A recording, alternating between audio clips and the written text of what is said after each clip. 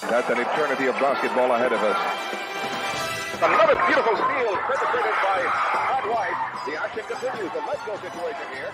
Alexei Deacon going up against a double team. Jeffrey Moore has perfect access to the bucket. What you saw from that normal replay of that last bit of action was Juan Fernandez actually wanting to dish off the against pass to Jaworski. We're crossing the twilight zone. That's an eternity of basketball ahead of us.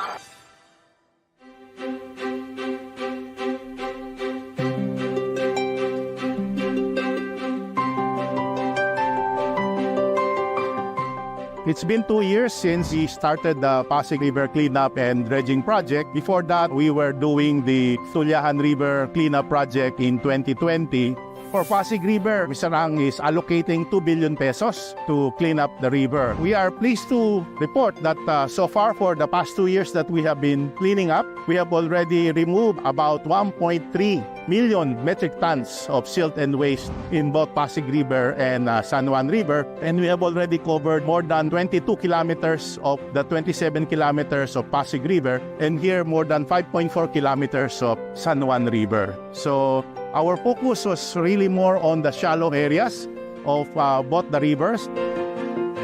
Importante yung talaga dredging. Pero mo, 1 meter lang, ilalagyan mo tubig. Paano hindi aapaw dito sa lupain? Kaya yun ang isang problema. Tara, napakagaling ang San Miguel sa tulong para sa taong bayan. Last 2 years, medyo mababaw na lang. Walang gaanong problema. Hindi pa nag-dredging dito ang San Miguel, binabaha dati. Pero ngayon wala naman. Hindi na masyadong mataas ang tubig, wala na masyado kaming pangamba dito. Ang mga ganda na collective efforts, we really can solve this problem. Kasi economically uplift the livelihoods of the poor and the rich. Para magpantay-pantay, ayos lahat para kaginhawa for everyone. We're almost nearing the completion of the river cleanup here in Pasig River and San Juan River. We are targeting to finish by July or August of this year. Our aim to contribute to the community that San Miguel is able to help in the not only in terms of reducing river pollution, but also to increase the water holding capacity of the river so that we can mitigate flooding in the future.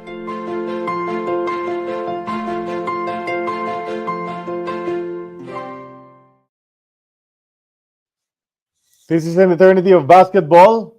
We welcome you all, and we tell you that we are part of the Globally Ballin network. Check out globallyballin.com for original articles, audio and video projects, and all the social media on the Globally Ballin network. Most popular episode so far for AEOB on the YouTube channel of Globally Ballin. Bogs Adonados at number 1, all the way down to Yoyoy Villamin at number 10. So si Bogs na ang number 1 natin. And then you can catch our episodes on Twitter or X. Globally Ballin X page or Twitter page that we're there. So we're streaming there right now. Linktree/Globally Ballin is the link you need for easy access to all of that. All right. Episode 204, guys. I'm Charlie Cuna together with Noel Zarate. Sid Ventura is with us as well.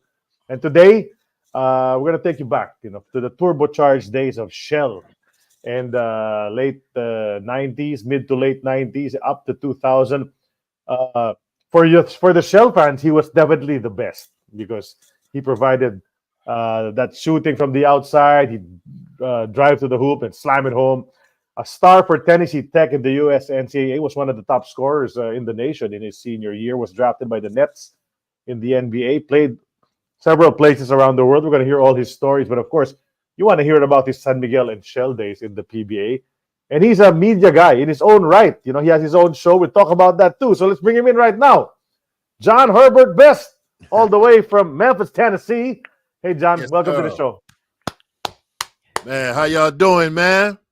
Yeah, we're fine. And how are you? Man, I'm humbled, man, because it was about 24 years ago that I last stepped foot in Manila, and the impact and so much that I learned from the Filipino people, my coaches, my teammates, is still with me today. 24 years later, I learned about humbling myself ever since I left the Philippines, and that's something that I always took with me. And I thank you for this honor 24 years later, and we still can talk basketball. Of course, that's what we talk about here on the show, and we remember you definitely. I mean, we were all big fans back in the day, watching Shell play. You had some great teammates there, but let's go back. Let's start from the start, John. You were born in New Jersey, Yes. and how'd you get into basketball? Was it there in Jersey, or was it when you moved to Memphis? It was in Jersey. My father, who's no longer with us, he had a job at a boys club, and he used to bring me up there, and they had a gym, and he would just give me a ball, and I can remember like I was like maybe 5, 6, just taking that ball and trying to throw it in the hoop. And ever since that, I've been trying to put that ball in the hoop all the time. So my father was the one who put a basketball in my hands, and my mother was always the one who would encourage me to go play basketball. So that's where it started at New Jersey, Neptune, New Jersey, Asbury Park, New Jersey was where my father worked at the boys club. And if it wasn't for that, we may not be talking right now. Did any of the other sports entice you, like football, baseball? Football was cool because I liked I was the quarterback. Like we play street football or just playing around. I like quarterback. I always wanted to be a leader. Like I felt like the quarterback was the leader position, and because I had some height, I could see pretty good. But after I got hit a couple of times, I said, and my mother told me, "You're not playing football. You're gonna stick to basketball." All right, guys. I'm pretty John, sure when you were young, you had some, growing up, you had some heroes growing up when you were learning basketball. Who were your first NBA idols, if ever you had any? My first idol was Dr. J, Julius Erving. He was from Philadelphia 76ers, in which they were not far from New Jersey, but just the way he played, his style on and off the court. And then I remember it was a movie. I don't know if y'all heard of this called The Fish to Save Pittsburgh. Yeah, that's Mighty Pisces. Yep. Basketball movies.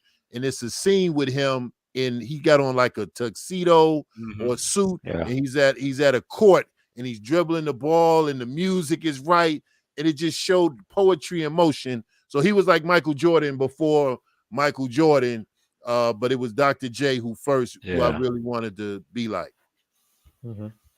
The playground scene back then in New Jersey growing up, John, what was it like? Was it also competitive like New York? Hey, listen, shout out to everybody from Ridge Avenue basketball courts. This, this was years ago. The court is not there anymore, but that court, it was just one full court, and we had some tough guys who always wanted to be on the court. And I said, if I want to play basketball, I got to learn from playing with these older guys and, some guys that were a little bigger than me. But that's where I think I learned a lot of my toughness was from the streets of New Jersey. Those basketball courts, Ridge Avenue courts was the one that was closest to me. And I would go there all the time. And that was street ball before street ball was popular. So it was written up, whether it was raining, snow, we was out there. If it was no nets on the rims, we was still out there. So shout out to Ridge Avenue courts and all of the fellas from back in the day, because they had a part in making who I was too. In the courts of New Jersey, did anybody from your childhood actually also make it big in basketball besides yourself? It was one guy. I think he went to George Washington University. His name is Sonny Holland, Sonny Holland, and he was like, we were in the same grade, and he went to George Washington, and I think that was in D.C. But I left New Jersey and went to Memphis my sophomore year, so I didn't stay in New Jersey through as they call it. I think they call it high school. I forgot the equivalents in the Philippines, but my last 2 high school years was in Memphis. Why did you move to Memphis, John? I moved to Memphis because my father said he wanted a new, like a new outlook, a new journey. Like he wanted to go down a new path. And at this point in New Jersey, I would say I was 16. I could either go this way or I can either go that way. That street culture was there. you know, it was a very influential time for a young 16-year-old. So my father said, let's go down south. There was a family reunion we was going to go to in Memphis.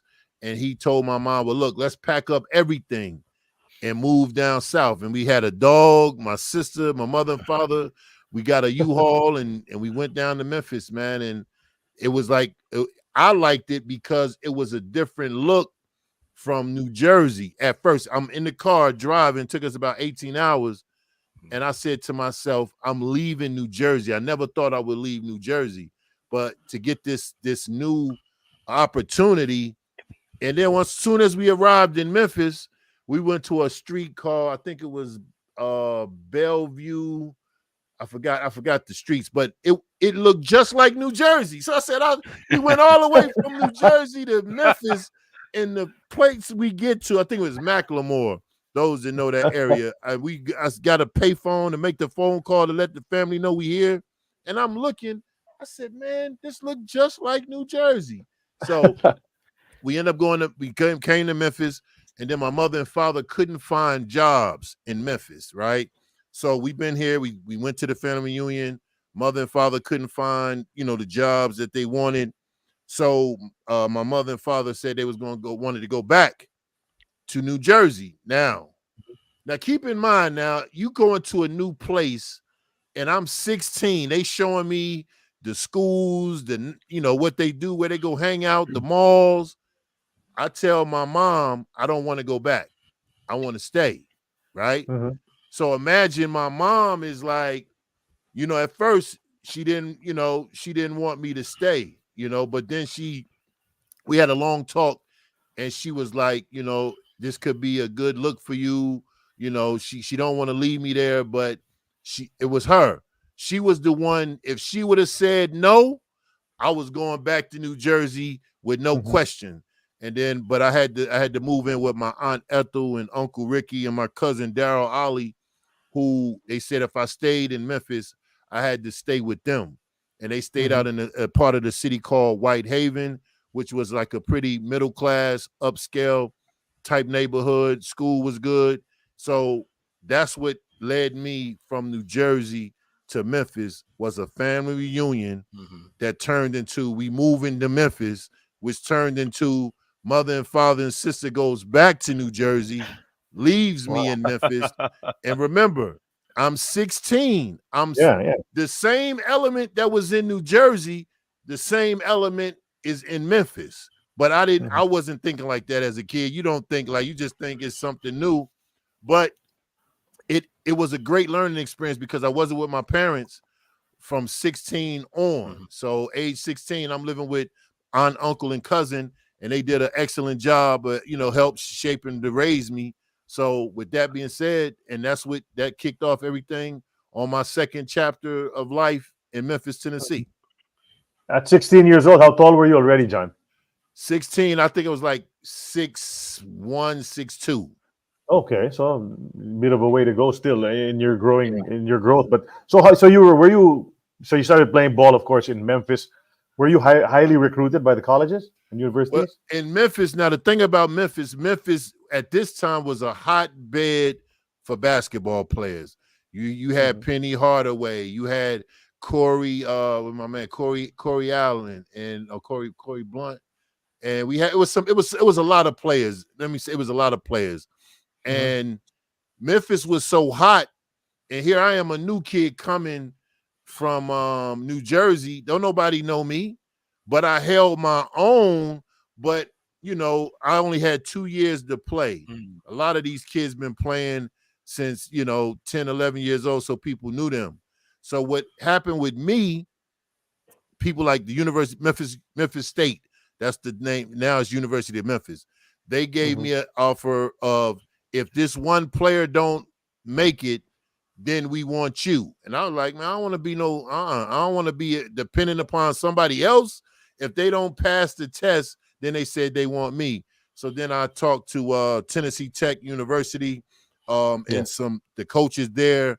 Man, they treated me very well. In my mind, I'm thinking, if I go to this school, Tennessee Tech, it's a predominantly white university college. I think at the time it was like 200, 300 black students there.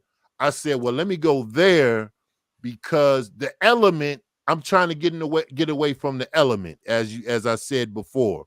So now Tennessee Tech, they were the ones that offered me the full ride. I had Alabama, I had a couple of others, but it wasn't like they was just, oh, John, we want you. But Tennessee Tech really said they wanted me, and they showed me that they wanted me. Okay. And you were playing because when you were playing in university, you played a lot of center, John. But at 16 years old, were you playing center at 6'1"? I was playing center, and then when I was in, by the time I got my senior year, I think I've got up to maybe 6'5", 6'6". So I grew. I had a nice spurt. And shout out to my man David Clark, because we called ourselves the Twin Towers because we both was tall, and he went to a school nearby my school, Tennessee Tech, and he went to Middle Tennessee State. And it was just good to see that some of the players that I played with in high school went to the next level. So, but I did play center all the way in college and in high school. So you played center. When did you realize that you were not a center? I think when I was in the Philippines, and I think was it a player named, is it Turkin Mott? It was a Turkin Mott. Yeah, Turkin Mott. I was in the low post. And he was strong, and he was like, "Oh man, you sorry? You ain't any good." And then I just went out to the 3-point line because I said he's too big. He can't hang with me outside on the wing. So after I made that first 3-pointer, I said, "Wait a minute, I can do this." So it was in the Philippines where I transformed into that wing player. I would say that, but I was a combo. Wow. But yeah, the Philippines is when I became a shooter. I wasn't shooting threes when I came to the Philippines. Even when you got drafted in the NBA, you were listed as a forward center. Right. Forward center was the list. Yes. Yeah, so that was crazy. So you're an up front guy. Then all of a sudden you're in the backcourt or playing the wings when you were here for Formula Shell already so many years later. But that's what I tell young people, because I was when I was with the New Jersey Nets, they wanted to put me in as a center, or I forget, center or forward. And I'm like, man, that's not my position. I wanted to play this position.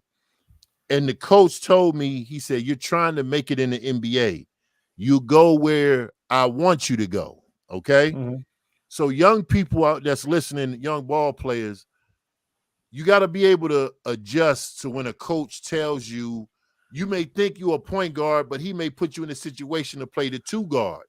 Don't get upset. Just go to the 2 guard, and you never know what may happen from that. But because I was like, no, I don't want to play that position. I want to play this. I'm not having a good taste in that coach's mouth from the way I responded to that. So that's why I wanted to make sure I share that with the young fellas. Don't get caught up in just playing one position. Learn all the positions. Yeah.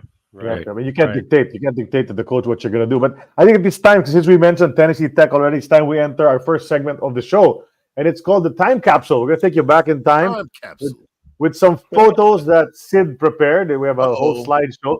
Let's go to photo number 1, Carly.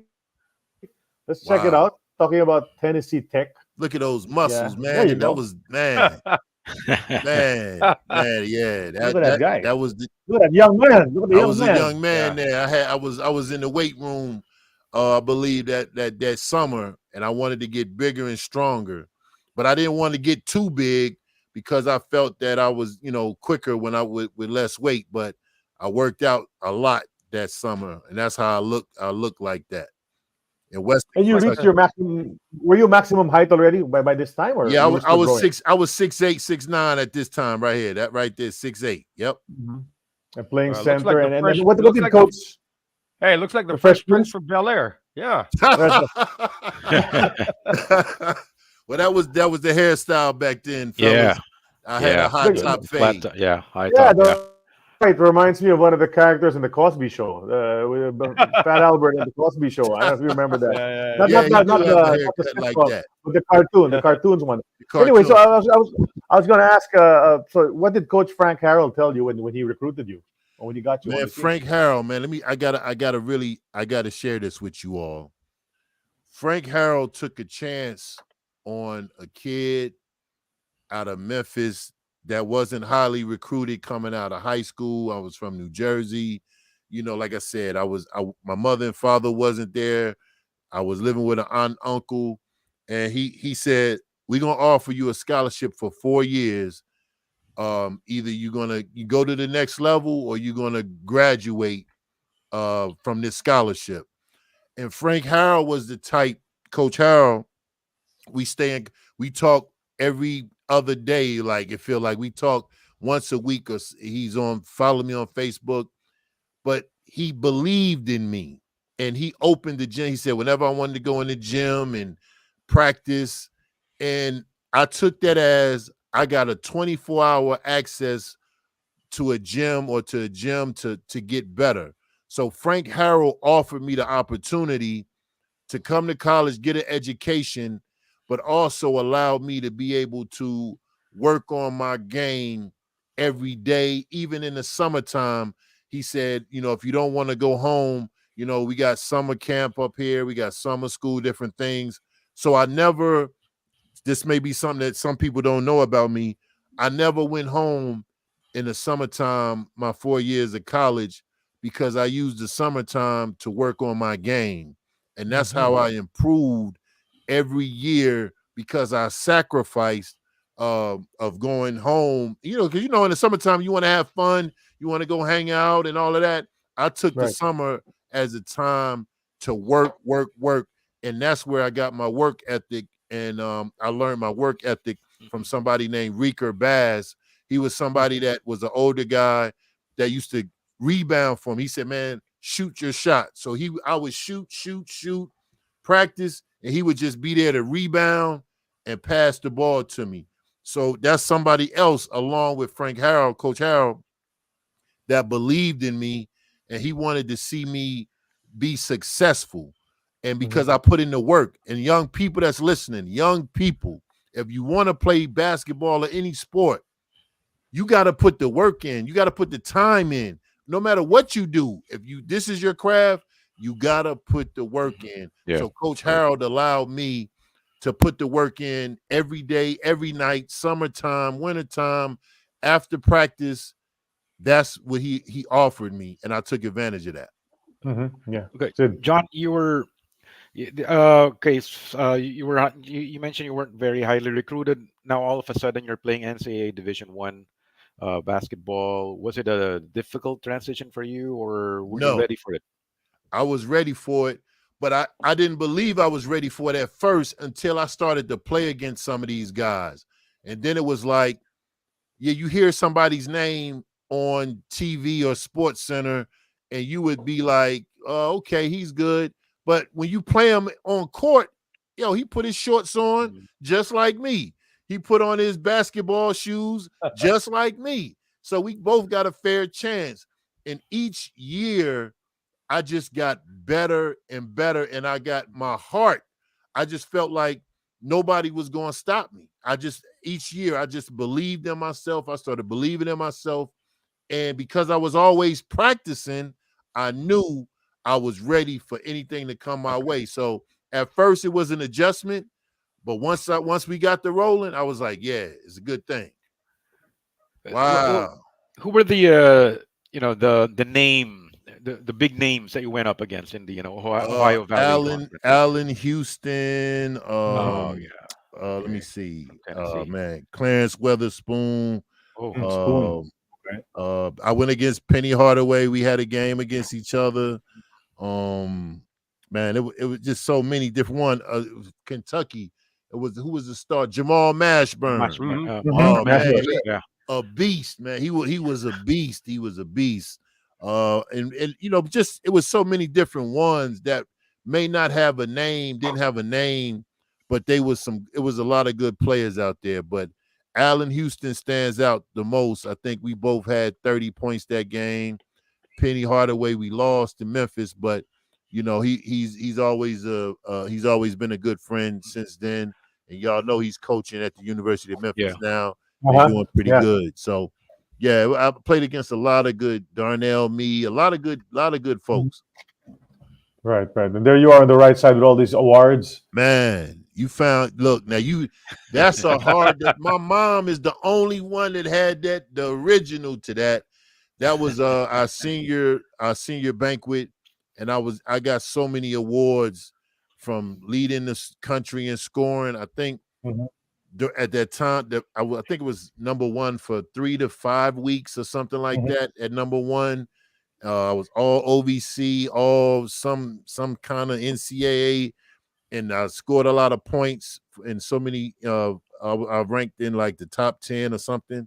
So the accolades come, young people, and I'm sorry, fellas, but I got to keep talking to the young basketball players. All those awards that you see in that picture, I worked my behind off to deserve those awards. So it wasn't like they was given to me. You know, nobody paid for them. It was like I worked. I put the time in. That's right. That's right. Definitely. And by this time, so you're a senior, you're averaging 28.5 points a game. Well, it's quite a jump. You started out with 3 points a game in your freshman year. You went up to 14, to 20, to 28. And obviously the NBA or the pro scouts are now looking at the USBL, NBA, all that. Right. And did you know whenever they're there watching you, I didn't care. I didn't care about who was there because my coach just told me to play hard, right? Now let's go back to what I said about if you in the gym, and I found out later, I think it was John Bagley that used to play with the Boston Celtics. Bags, yeah. Y'all remember him, right? Cleveland, in Cleveland too. I saw him at a summer league, and I asked him, I said, hey, man, because everybody was scared to talk to him. I said, I got a question about Larry Bird. I said, man, was he really shooting the ball practice before games? They said he was shooting like 1,000 or something shots before the game. He said, man, let me tell you like this.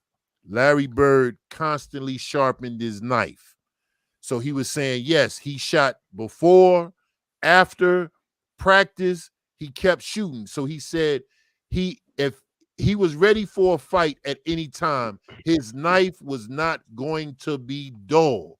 He sharpened his knife all the time. So I was doing that at Tennessee Tech, not knowing, that, I just kept wanting to get better. I wanted to get better. And whether the NBA scouts was there, Euro scouts was there, I just wanted to put that ball in the basket like since I was 5 years old. So that was still in me. I wanted to be a scorer. Yeah, in the 93, and then of course you declare for the NBA for the 93 draft. How confident were you that you were going to be drafted in the NBA after all the work you put out? I'm going to tell you like this. I wanted to go overseas from the beginning, right? Oh, not the NBA. Not the NBA, because I'm looking at myself like, I don't know, man. I was doubting myself. That's what I was doing. Y'all, sometimes you can doubt yourself. You can put in the work. But I think I doubted myself some. And I was like, I had a friend or a teammate that played overseas, and he came back and told me how cool it was over there. And I said, yo, man, I want to go overseas, because he was an example. I saw him. He was somebody that I played with. So like, yeah, I'll go overseas. So I wasn't even thinking about the NBA until the night of the draft. We were supposed to have a summer league game in Memphis. And I said, man, I'm going to get me a pizza and I'm going to watch the draft. I wasn't thinking I was going to be picked.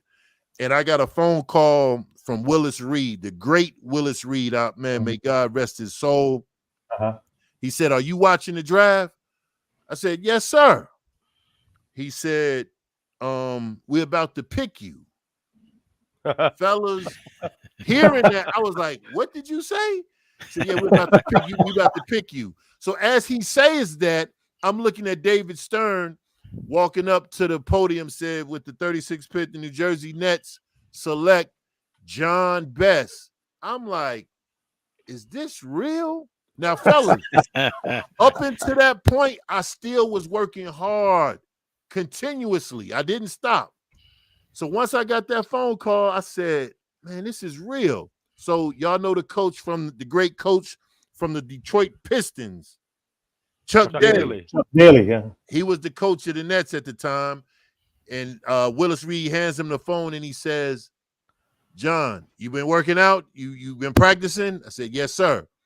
He said, you know, everybody in the NBA can score. What else can you do? And I never was asked that question before because I always wanted to put that ball in the basket. So I never was like, well, yeah, I'm a rebound. I'm going to play defense. He said, don't worry. We'll see you in a couple of weeks. Soon as I hung the phone up, one of my friends called, John, we going out. We got to go party, man. You got drafted. So my life changed from that night. My life had changed with basketball. Suddenly you're supposed to be in the NBA. So, Yeah. but so what happened? 2 weeks later, you do go to the Nets already? Right. You meet everyone there? It was about a month later. I'm supposed to report to camp. Now, this is the other message for the young people. You need to have people surrounding you who have your best interests at heart. I'm not saying the people that I was with didn't have my best interests, but this is new to some people. Soon, the next day after I got the call after I got drafted, somebody took me to a Mercedes-Benz dealership here in Memphis. They put me in a nice black Mercedes-Benz. It looked so good. It was perfect. They was like, yeah, John, you can have this. You know, you go ahead and get it. And I like, nah. Something told me, nah, not yet. I hadn't signed anything.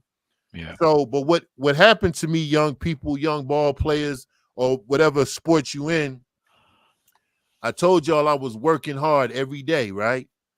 After I got the phone call that I got drafted and saw my name on television, I stopped working. I stopped working hard because now I got people, oh, John, come on, let's go eat. Oh, let's go to this restaurant. Let's go shopping. Let's go out to the club. Let's do everything except, John, let's go to the gym and work out. All of that got muted out. It was like, you an NBA player now. You can practice later. But what that did was, you know how it is, man. You work out every day, you used to it. But when you stop working, you stop working out, and then you try to get back in the gym, it's not the same. So for 1 month, I stopped playing basketball, and I wasn't as sharp as back to what John Bagley said to me. My knife wasn't sharp. So when I got to New Jersey that next month, my game wasn't 100%. Everything was off. I mean, I couldn't even run up and down the court because I was doing things that I shouldn't have been doing. And, it showed when we got up there. So once I got up there, it was cool. Willis Reed says to me, John, we still want you, but we want to send you overseas for 1 year just to get the kinks out. And I think that would be something like going to a development league now, right? Yeah. So I went to France and came back the next year. I was hyped, ready. Everything was good. And long story short, Willis Reed said, all right, man, this is what we got. He says, we wanted to offer you something. And I said, no, I wanted the minimum. The minimum, I think the minimum salary at the time was either 175 or 180,000 for the year. That's what I wanted, because I said, just get me in the door. Just let me get in the door. I'll go from there. Well, I had an agent who said $1 million for 2 years, take it or leave it, to Willis Reed. So when Willis told me that, I'm calling this guy saying, yo, man, you're no longer my agent. Like, I got rid of him immediately because he didn't do what I wanted him to do. I wanted the minimum so I can prove myself. But because he was an insurance agent or insurance salesman during the day and an agent during the night, it would have been a come up for him if he could have got $1 million, because he would have got 10% of that. Right. That sounds so familiar. Yeah. Willis Reed said, John, there's other players that, veterans that we can get for this price So, because your agent said take it or leave it, we gotta leave it. So at that point, and the thing I respected about Willis Reed, may God rest his soul, he talked to me like he was a father figure, right? Mhm. And we all know the champion he is, and all the stuff that he did in his career. But just hearing him say, "John, it's not over for you. Just keep playing." And I said, "Yes, sir." And then I went on, to like a 14-year European career, played around the Right. world. But I always tell young people, again, watch the people who you hang with, watch the people who's in your ear, who's closest to you. Always you got to work. If I would have kept working after I got that phone call, it could have been different for me, because I was already the third leading scorer in the country. And that's, I had something going for myself. So I don't have a problem with admitting that I messed up, right? A lot of people have a problem admitting, or they want to blame somebody else. I'm not blaming anybody. I'm blaming myself, because as I told you on my story, I worked hard all the time, but I had certain people that was in my ear. John, you an NBA player now. Your money's no good. Oh, John, pay for it later. All that stuff was very influential on a 22, 23-year-old person. Actually, I'd like to hear, John, about that short time you had with the Nets when you went to training camp. You got to see all these guys. That's the time Kenny Anderson, Derek Coleman were all stars. You got Chris Morris was a good player. Eventually played in the PBA as well. Yes. Can you tell me about that? The way you interacted with all these guys, Chuck Daly. I'm gonna tell you like this. Kenny Anderson was one of the best point guards I ever seen in my life. He was the best. And Kenny Anderson was somebody, we all know about his issue with alcohol, but he's somebody who I seen drink and can go on the court and play like he hadn't been drinking, right? He was serious about his game. Derek Coleman was a serious person. Like he was about his business. That's why he was an all-star and people, loved him. But one time with Derek Coleman, we was in the locker room and he was cleaning out his locker and it was an envelope. And he said, "Oh man, this is a check." And he said, "Oh, this is an old check." And it was like, he told it was like $480,000 check that he had in his locker that just was there that he forgot about. So I said, if he forgot about a check for $480,000, then what kind of money is this man making? And PJ Brown, he was good people. He was, man, PJ Brown was more than my level, and he was. They were all trying to instill the game. They like to say, the NBA is like this, the NBA is like this. Keep your nose clean, stuff like that. So they were very good mentors. I'll say, Charlie. They were very good mentors, and they helped me while I was there. They looked out for me. What about Chuck Daly? Chuck Daly, come on, man. That's Hall of Fame superstar, man. The man knows basketball. He knows basketball. He had just won a gold medal in the Olympics, 92. Yes. So he already had the swagger. Man, that's Chuck Daly, the bad boys of Detroit. Like, you look, like I had to catch myself. I'm looking at him like, yo, this guy, he's a hell of a coach. And now he's our coach. But yeah, man, he was on another level, guys. In a nice suit all the time, right? All the time. I never seen him, like when he wore a sweatsuit, it looked like it was something that was Gucci or something. He was a clean cut guy. He was classy. And then his hair, right? His hair had to be a place. Every time. Did any of you all try to touch his hair? I mean, did you during practice? I need to touch this. Man, I need to make contact got with his hair. I got close, but I thought, he's one of the original bad boys, so I don't want to touch that. So you did eventually do what Willis Reed said, and then the contract was off the table. So you did play in Europe. Still, you went back, I suppose. I went back to Europe, and the thing is, and see, this the other thing. Europe exposed me to a whole new world, because us as Americans, we get so used to America.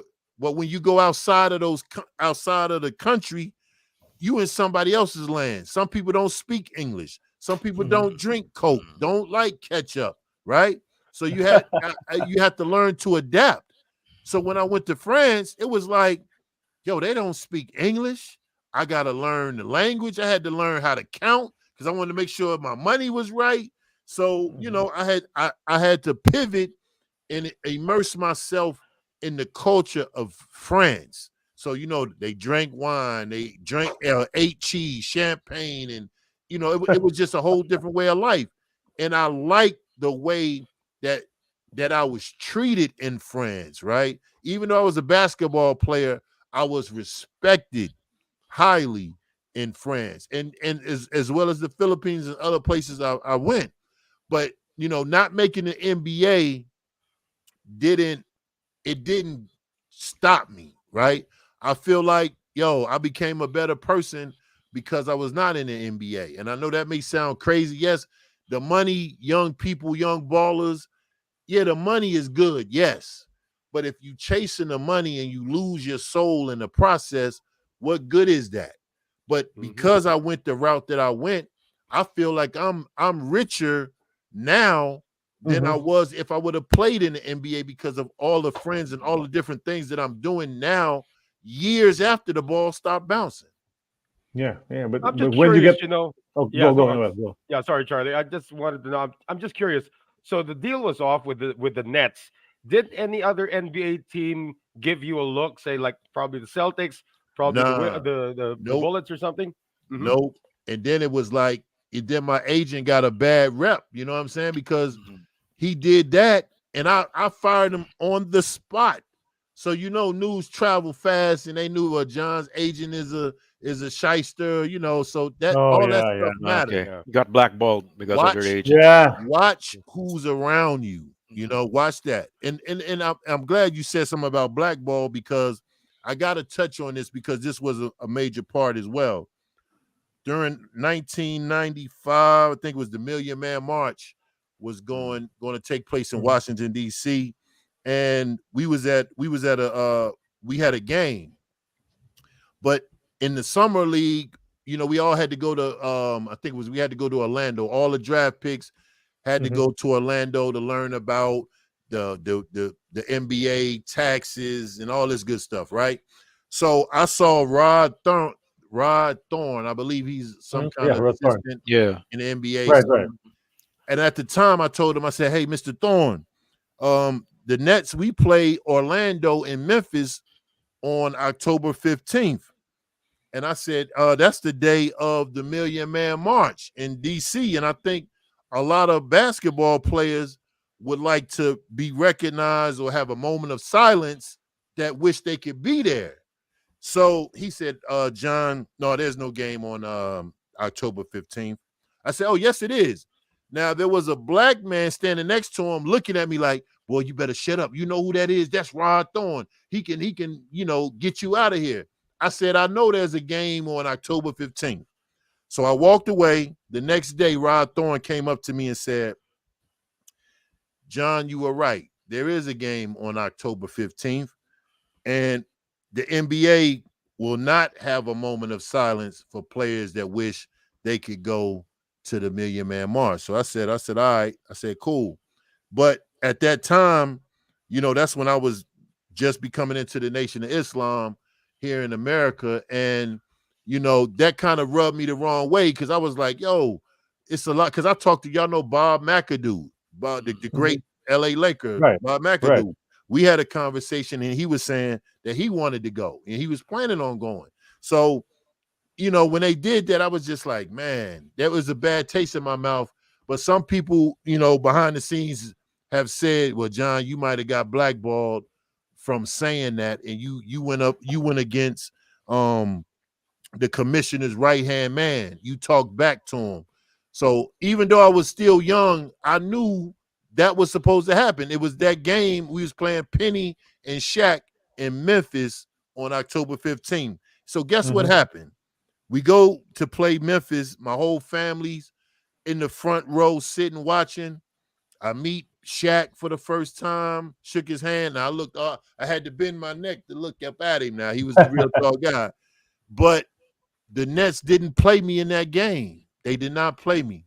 So the next game, the next night we had to go to Cleveland, and I knew the writing was on the wall then. And at that time I said, yeah, this not going to end well. But, long story short, Willis Reed did give me the opportunity, and things happened the way it did. But I'm happy that they happened the way that they did, because I got a chance to come to the Philippines. Yeah, I got a chance to travel the world 3 times, right? So if you don't make it to the NBA or to something that you think is everything, you might need to relook at it and be like, what can I learn from this, or what's my purpose in life? So that's why I would never regret the things that happened with my stint in the NBA. Yeah, we've heard that from some of the other guests as well, right? We heard that from Harold Keeley. We heard that from Jeff Moore. So, that their route that they took, really, that they were destined to do that. It wasn't the NBA for them. But we're looking at this photo right now. So you said you ended up in the Philippines. How did you end up in the Philippines? Bobby Rios. Great. Yeah. Everybody knows Bobby. And I was in Puerto Rico.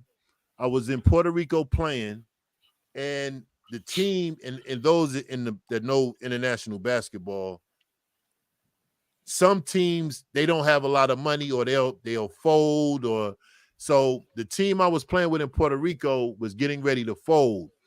And I met somebody, told me, hey, call this guy Bobby Rios, XYZ. So I talked to Bobby Rios, and he had me on a plane going to the Philippines like within days. And I'm flying first class. So I'm like, I've never been out west. I had to stop, I think, San Francisco or LA. And I'm sitting in first class, guys. A guy from New Jersey who went to Memphis. Now I'm in Puerto Rico. Now I'm getting on a plane to go. They said it was like 20-some hours. And I said, okay, this place got to be something special. Soon as I got off the plane and saw the love and the activity, and everything was just beautiful. And I met Norman Black, the first person I met. His very first words to me, and I love him to this. If y'all see Norman, I want you to all the time. I want you to tell him these words. He said to me, if you keep your nose clean, you can have a prosperous career in the Philippines. That's what he told me, right? And he said, there's things to do in the Philippines that can get you caught up and get you put out on a plane back to America. But if you do what I tell you, and you can have a nice career. So I took that very personal, because that element that I was trying to get away from in Memphis and New Jersey, went to college, the element was there. Now I'm in the Philippines, that element is there. Yeah. So hearing Coach Black say, keep your nose clean and you can have a prosperous career, that woke me up. I said, yo, I can have something here. This is something that I believe in. And from that moment, I said, I don't ever want to leave the Philippines. And after him having confidence in me, and he didn't have to tell me that, but he did. So please tell Norman Black that I said, thank you for changing my trajectory in my life. I will tell him that immediately after the show. I'll give him a call. If you look at the photo here, though, the one on the left, is that John, Chris Jackson? Yeah, that's Chris. You're sticking your tongue out. Your future teammate. Sticking your tongue out. Yeah, sticking your tongue out at him. He was the best defender of me in the Philippines. Him and is it Freddie Adoba? Abuda.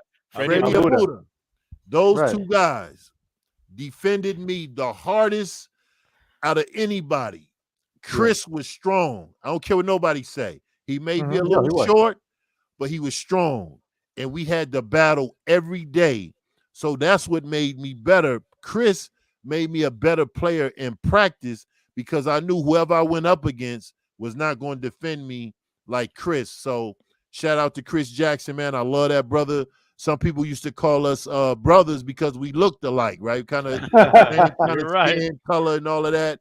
But yeah, I love Chris Jackson, man. That man, he taught me about Filipino culture.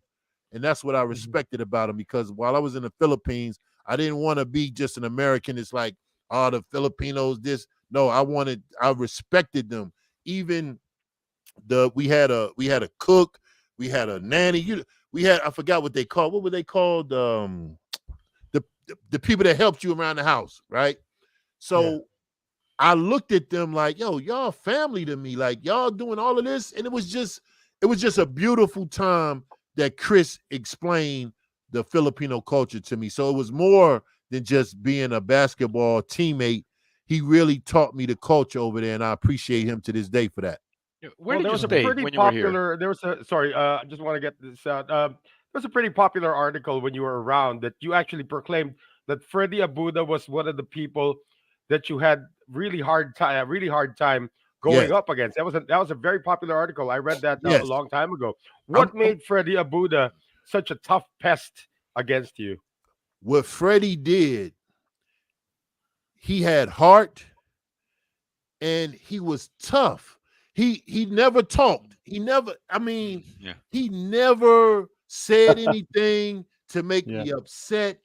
He just played the game optimally every time we was on the court against each other. It was like I had a target on my back and he had the gun trying to shoot me on my back. He was the best defender. And I'm look, this 24 years later, and I remember it like it was yesterday. That man stopped me from we getting our second championship because of his defense. Yeah. I don't know what they was telling him or showing him, but he had my number, and he did a very good job. Yes, he was. Yeah. He You lost did to good. San Miguel. He was 4-2. tough. Yeah. He was tough. Well, just to let you know, Freddie's now based in the States. He's in New York. Oh, okay. He just moved a few months ago. So Oh, okay. I hope to see him in America. We'll one let of him these know. days. We'll let him Yeah, know. he was Yeah. for a long Tell him- time. He was tell him I he was gotta an see him. assistant. I gotta get some get back on him now. Yeah, play him one-on-one, huh? Yeah, we gotta play one-on-one once. Oh, and he for still all. got game, by the way. He does still play. Not in the Yeah, PBA, yeah. but still plays pickup. Gotcha. He had been coaching. He was an assistant coach for a long time in the for a PBA long before time, he and left. he still looks very sturdy. Mhm. Yeah. Good guy. Yeah. Yeah. Doesn't Yeah. really change that much. Yeah, aside from Freddie, John, your first stint here with San Miguel, who were the other, players that you remember who really stood out for you? Turk and Mott. That is that He a stands name? out for everyone. Yeah. Yeah. Yeah. Oh, State. who's the sharpshooter that was with my teammate? Alan Kaidik. Kai Dick. Yep. Yeah. Yep. Look, he took me he had a restaurant, him and Samboy. Samboy Lin. Yes, Samboy Yeah. Lin. Oh, Yes. did you know that Samboy just passed? No. Yeah, He last just Yeah, month. about passed. 3 weeks ago. About 3 weeks ago. Oh, 3 weeks ago. man. Oh, okay. Yeah. Man, condolences to him and his Mhm. family. Mhm. But Yeah. yeah, man, and it was so many players that came through, man. And what's the tall guys from the green? They were green and white. Santa Lucia. Santa Lucia. Yeah. Tall Marlo. guy. Center. Marlo. Marlo Aquino.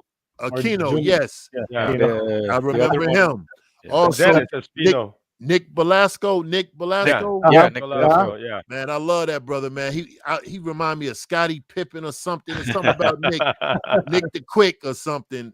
Benji Perez. Before I was his teammate, I was like, yeah, Benji, he was a star. I think his wife was a movie star or Yeah. something. And Yeah. Ex-wife. movies. Ex-wife. Yeah. Yeah. And it was one more. Vic Pablo. Vic Pablo. Oh, I just yeah, saw him yeah. the other night. Vic Pablo, man, I love him. Him and his wife, man, showed our family so much love. And that's why I said in the Philippines, it was more than just playing basketball. It was like you get immersed in the culture. Like after practice, they was icing my knees, and we had food right there in the gym. And then it was just they took care of you, and it felt like family 24/7. And you don't get that in Europe. It's like, yo, get out here, score, rebound, then leave. In the Philippines, it was like conversation. Let's talk, let's eat. And that's what I loved about the Philippines. Still the number one place in my heart out of all the places I've been. Yeah, so you played for San Miguel that one season under Coach Norman with a bunch of good teammates, but they don't get you back. Your next stint in the Philippines is with Formula Shell. Yes. How did you feel that it's a different team tapping you? Well, it was back to what Coach Black said. He said, if you keep your nose clean, you can have a prosperous year, some prosperous career in the Philippines. He didn't say I was going to stay on San Miguel's team, but because I kept my nose clean and I did what I was supposed to do.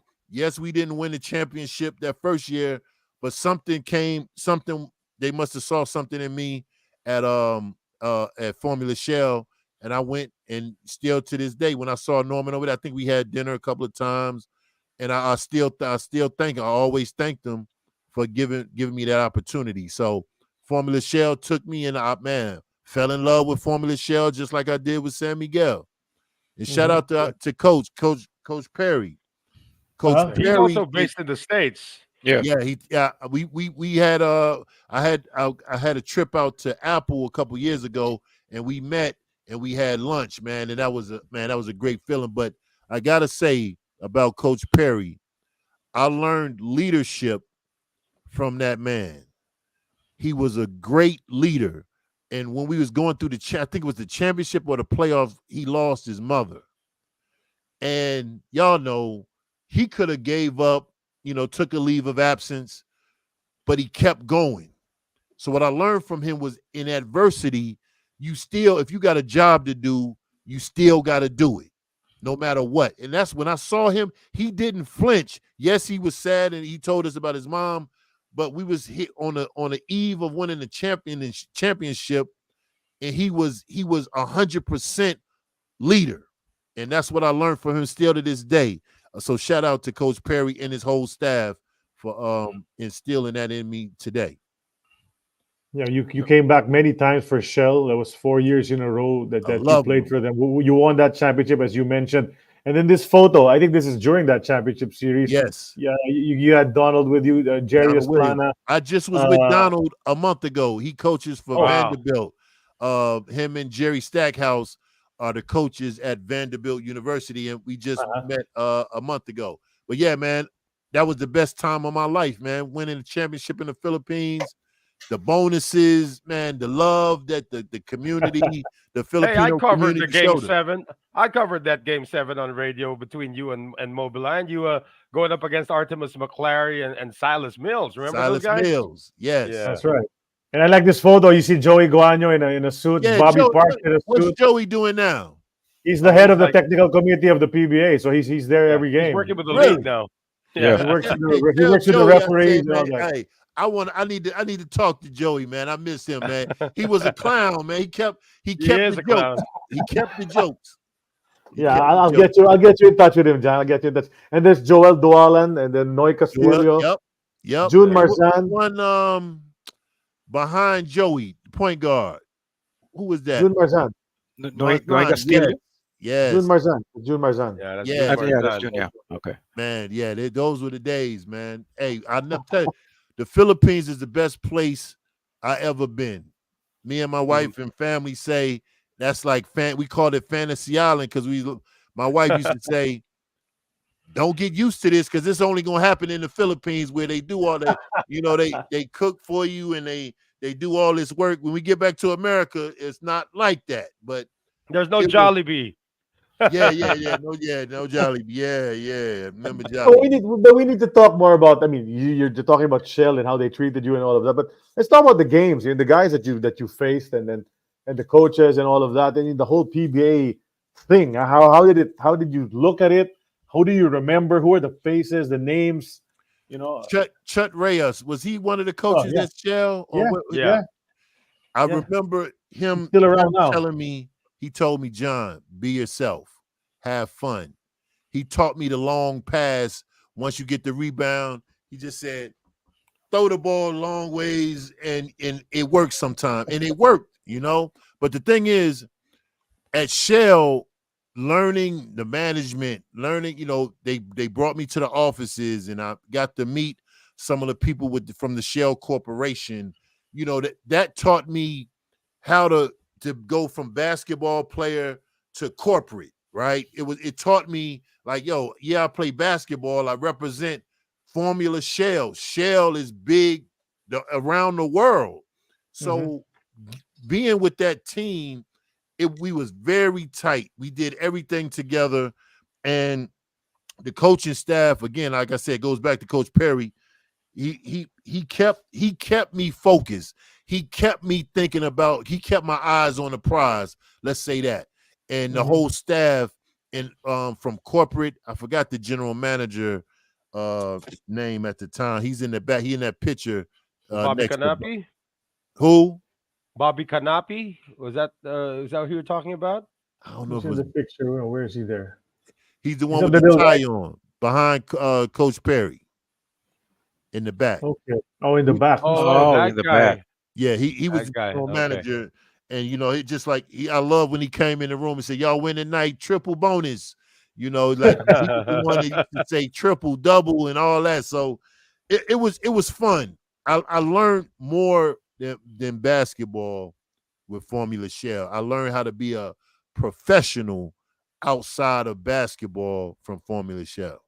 How'd you juggle that schedule, John? I mean, because you came back 4 years in a row. So after the PBA conference, you'd go play in Europe again. Yep. And then you'd make sure that when it's time to come back, you could come back? I made myself available to come back because I love the Philippines. I mean, once you get a taste of something good, you want to come back. And then when we won the championship, they said, John, we're going to go to Palawan. You want to go?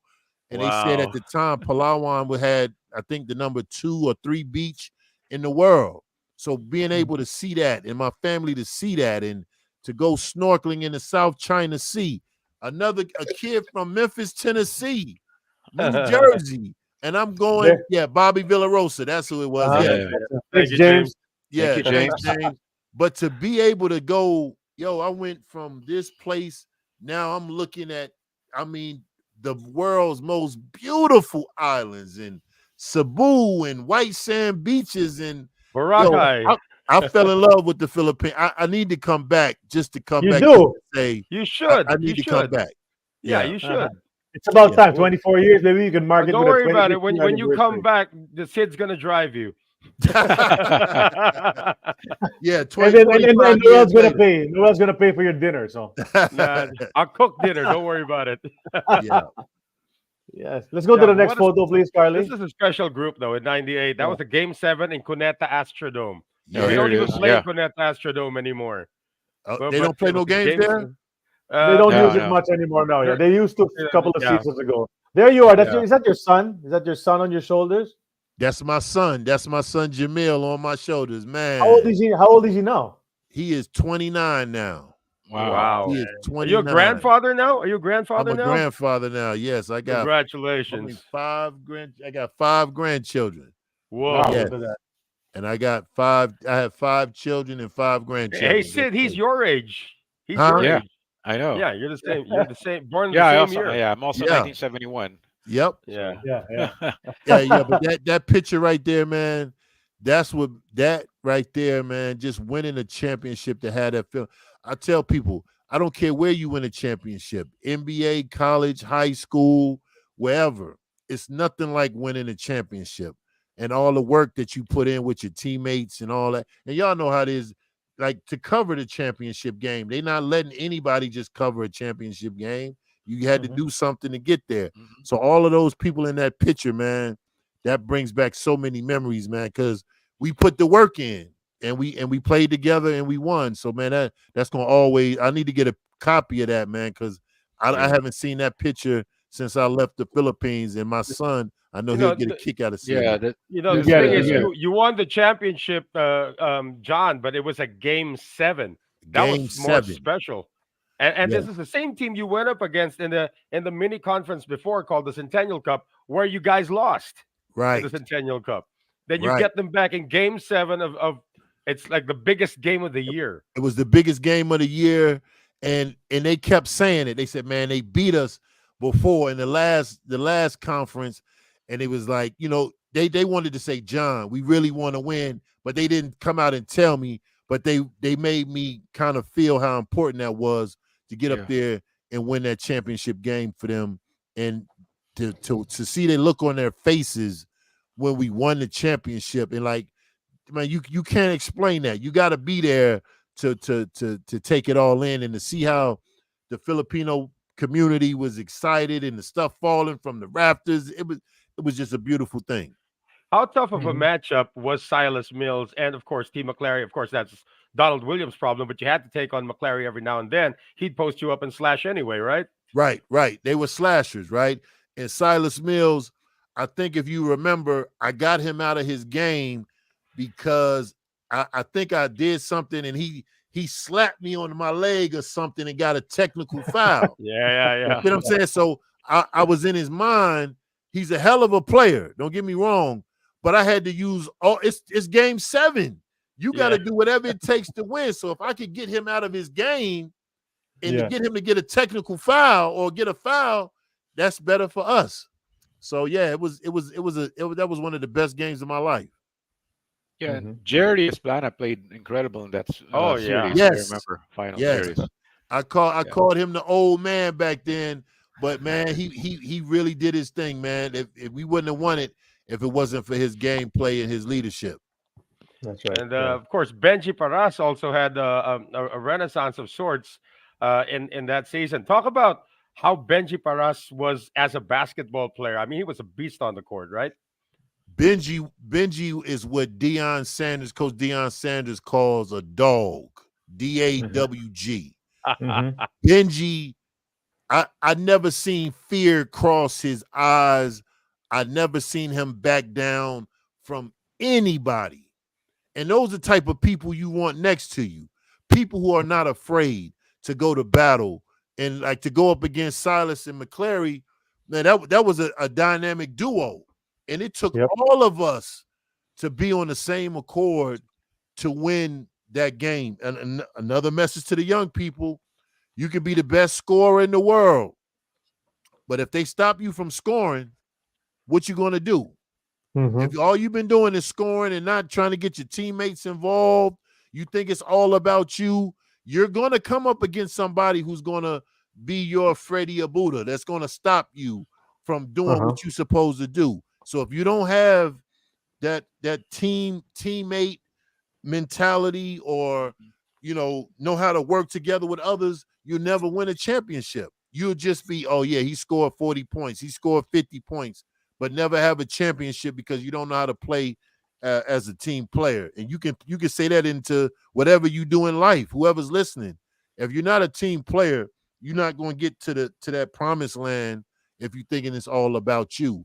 So Donald Williams and myself, even though we thought we were good, we knew we believed in our team. And that's why our teammates shined in that championship game. So I don't even remember how many points me and Donald had in that game, but I know we won. I know we won the championship, and I know everybody was happy. So that's it. Right. Yeah. Right. What was Donald Williams like as a teammate? He never came back after this conference. Man, I didn't even hear him talk. I don't think he ever talked. Yeah, he was very shy. Yeah, very shy. But he knows basketball. He played under the great Dean Smith. Yeah, from North Carolina. He won a championship, 93, right? He won a championship. Yeah, against Chris Webber. Right? So Donald, and people say Donald shoulda, coulda, woulda, shoulda, did this, did that. But Donald was a sharpshooter. Donald knew the game of basketball. His level, his IQ for basketball then and now is unmatched. You don't win he got. I think he won the Final Four MVP. Yes, yeah. Because of his floor leadership. You know what I'm saying? He took his team to the championship just like he took us to the championship in the Philippines, whether it's University of North Carolina or Formula Shell. No matter where you go as a player, young people, you got to know the game.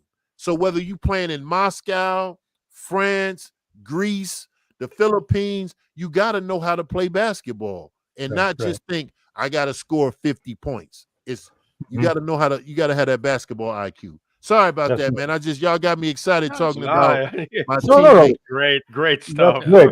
Yeah, Donald Williams, another guy we'd love to talk to too, because he did a lot in his career as well. But yeah, that's right. He was a pretty quiet. I'll reach out to him and I'll Yeah, connect y'all on Thank you. Facebook. he was Sure, pretty that quiet. would be great. What's the next photo, Carly? On the because this is the championship photo. We've talked about Uh-huh. that. Yes, Sid, do me a favor, Sid. Throw some names out to John. Who were the top PBA players when he was here, and then let's see if he remembers Well, them.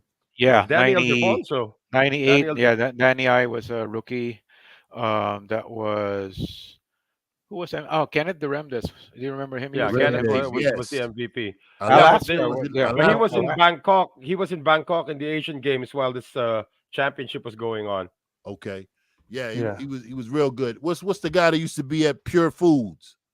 Alvin Alvin Patrimonio. Patrimonio. Patrimonial, yes, another guy. Remember him? Excellent. And Yeah. the point guard from Alaska, very short.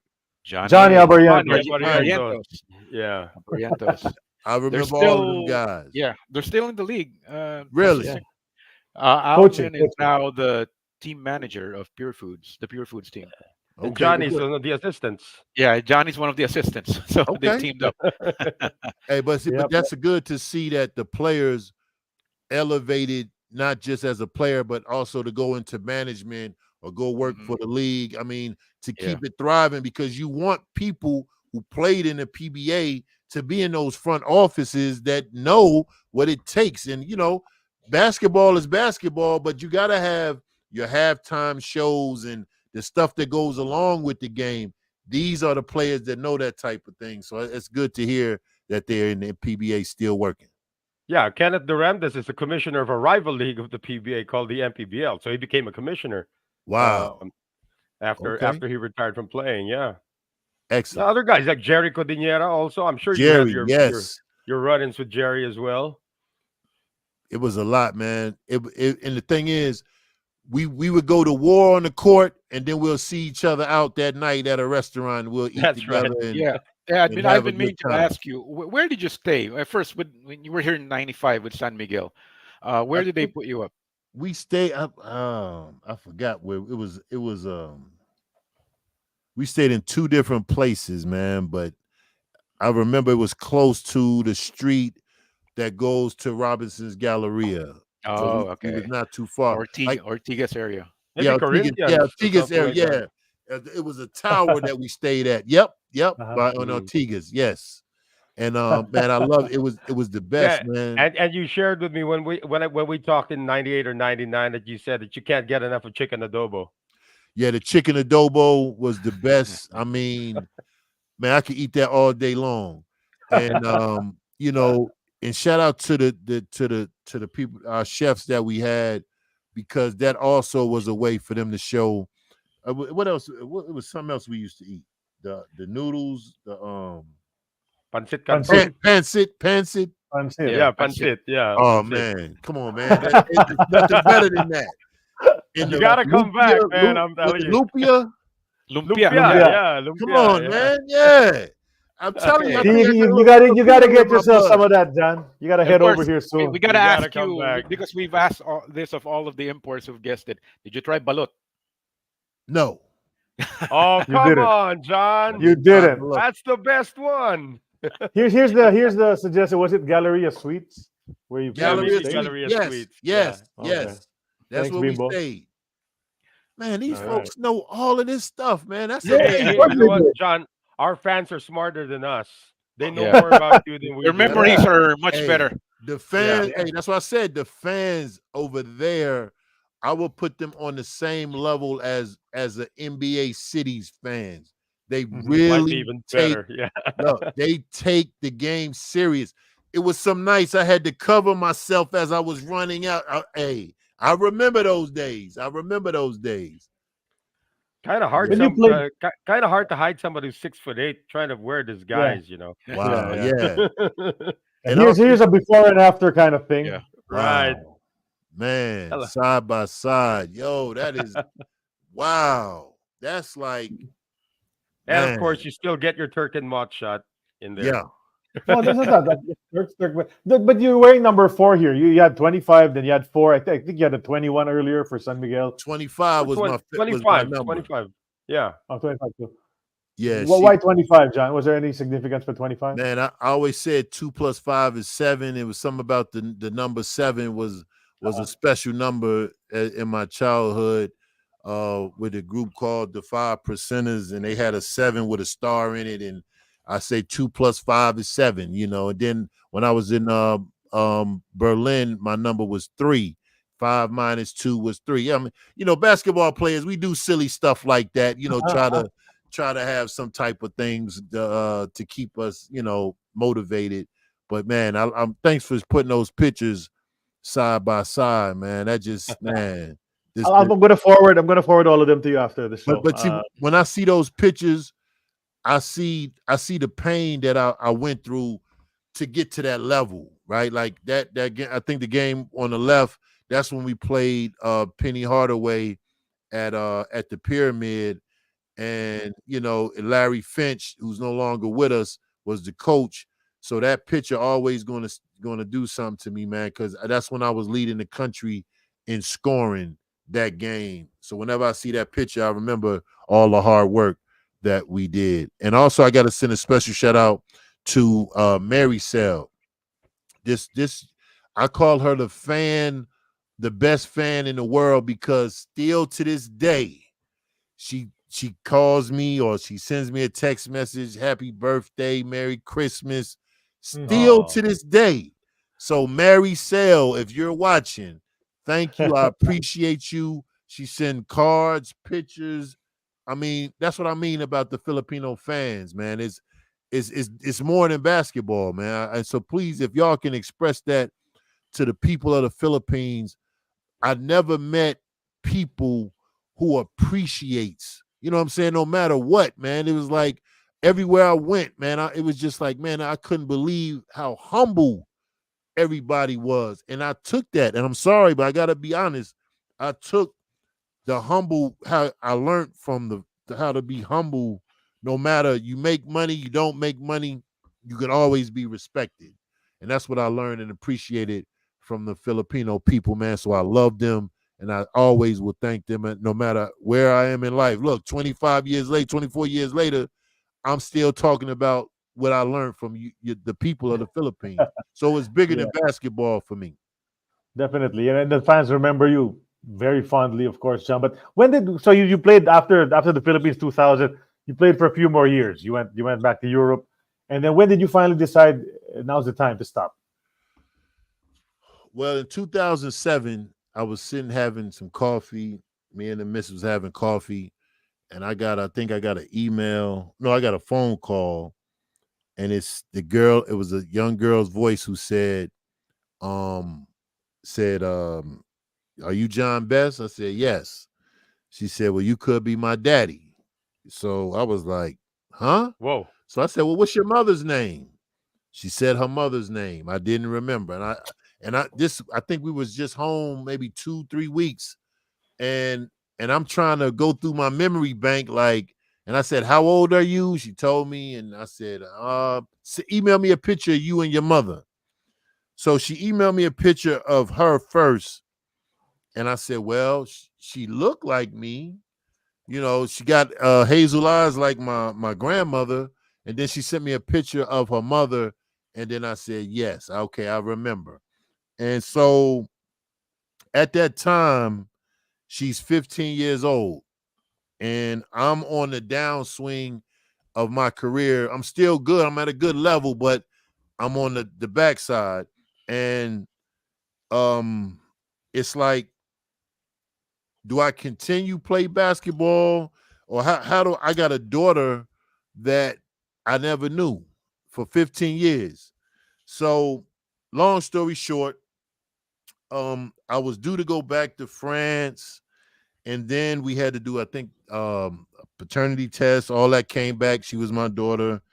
And then I remember I had a lawyer who told me that I may have to pay back 15 years, that situation of paying back child support.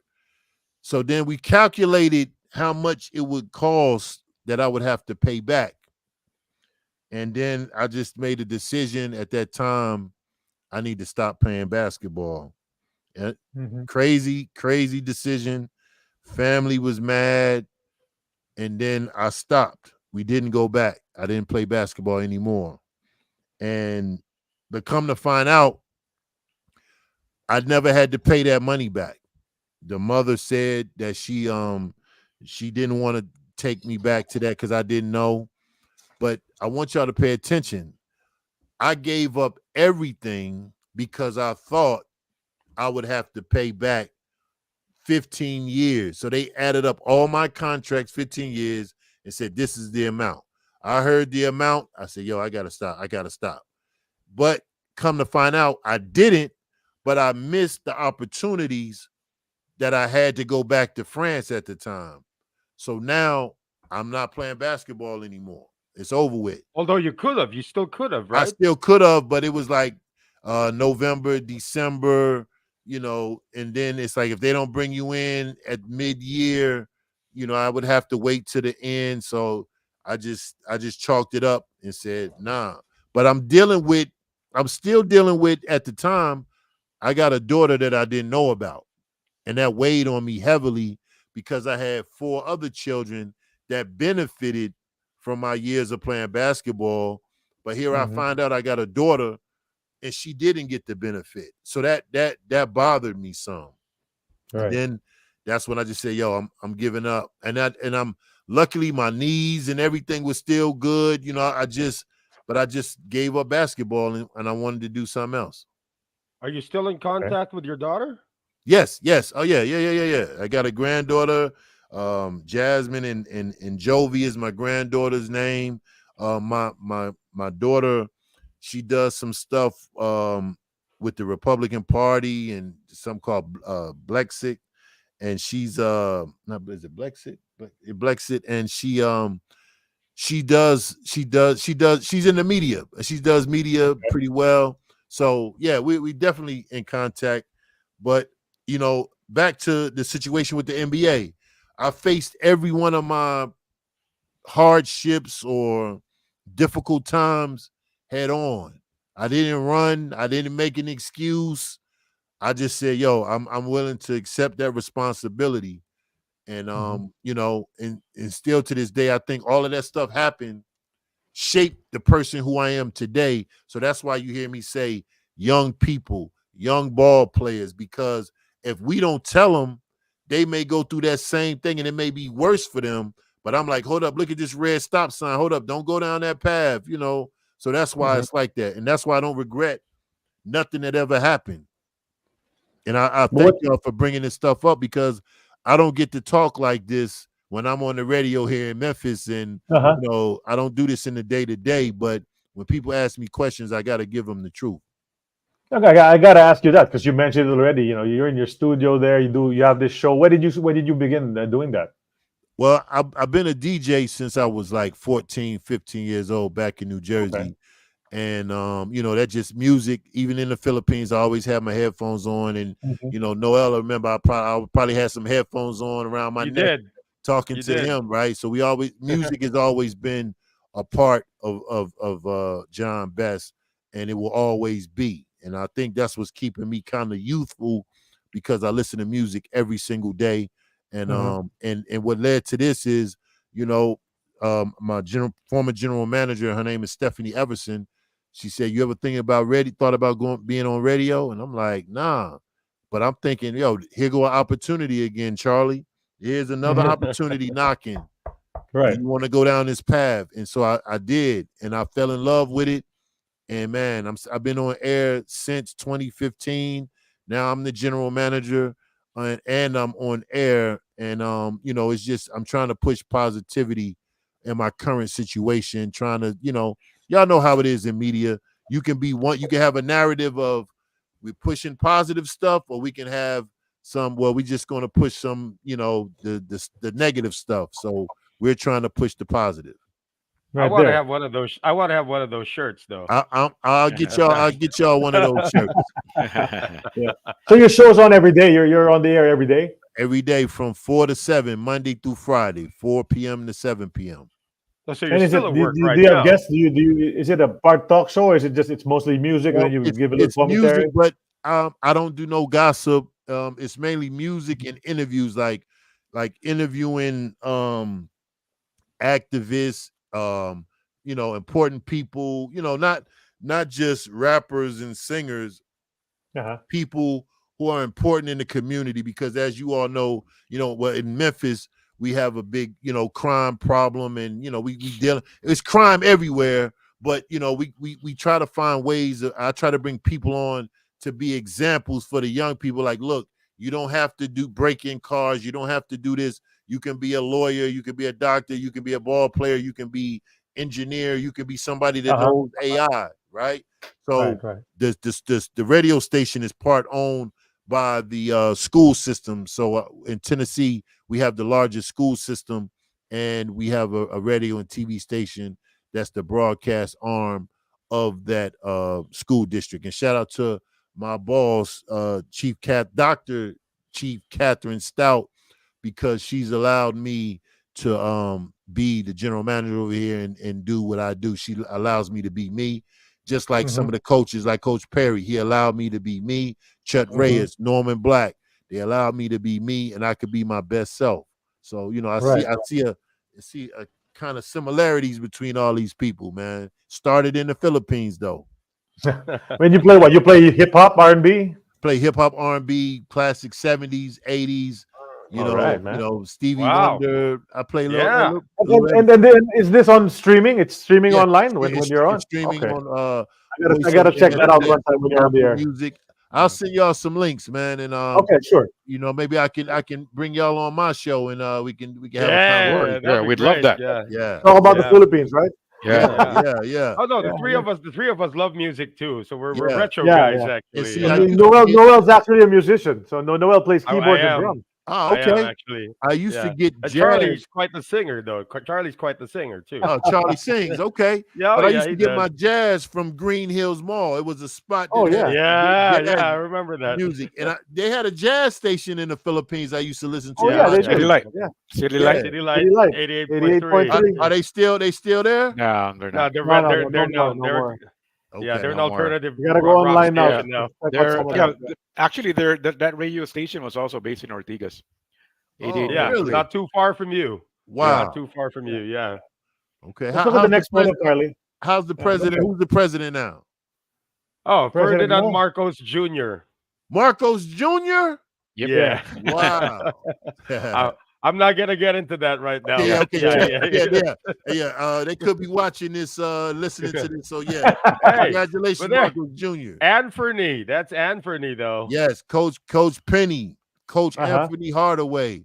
He's the That's best thing that happened to our city in Memphis, for not just our young people, but for the spirit of Memphis. He embodied. Hey, you were everything. watching the '93 draft. I mean, what was it like for you when you saw the Weber trade go down? I mean, I think it was just a lot of behind the scenes stuff that was taking place, and I think, people, they made their decisions, and, look what happened with the trade, though. Look how Penny, ended up, and, I think it all worked out.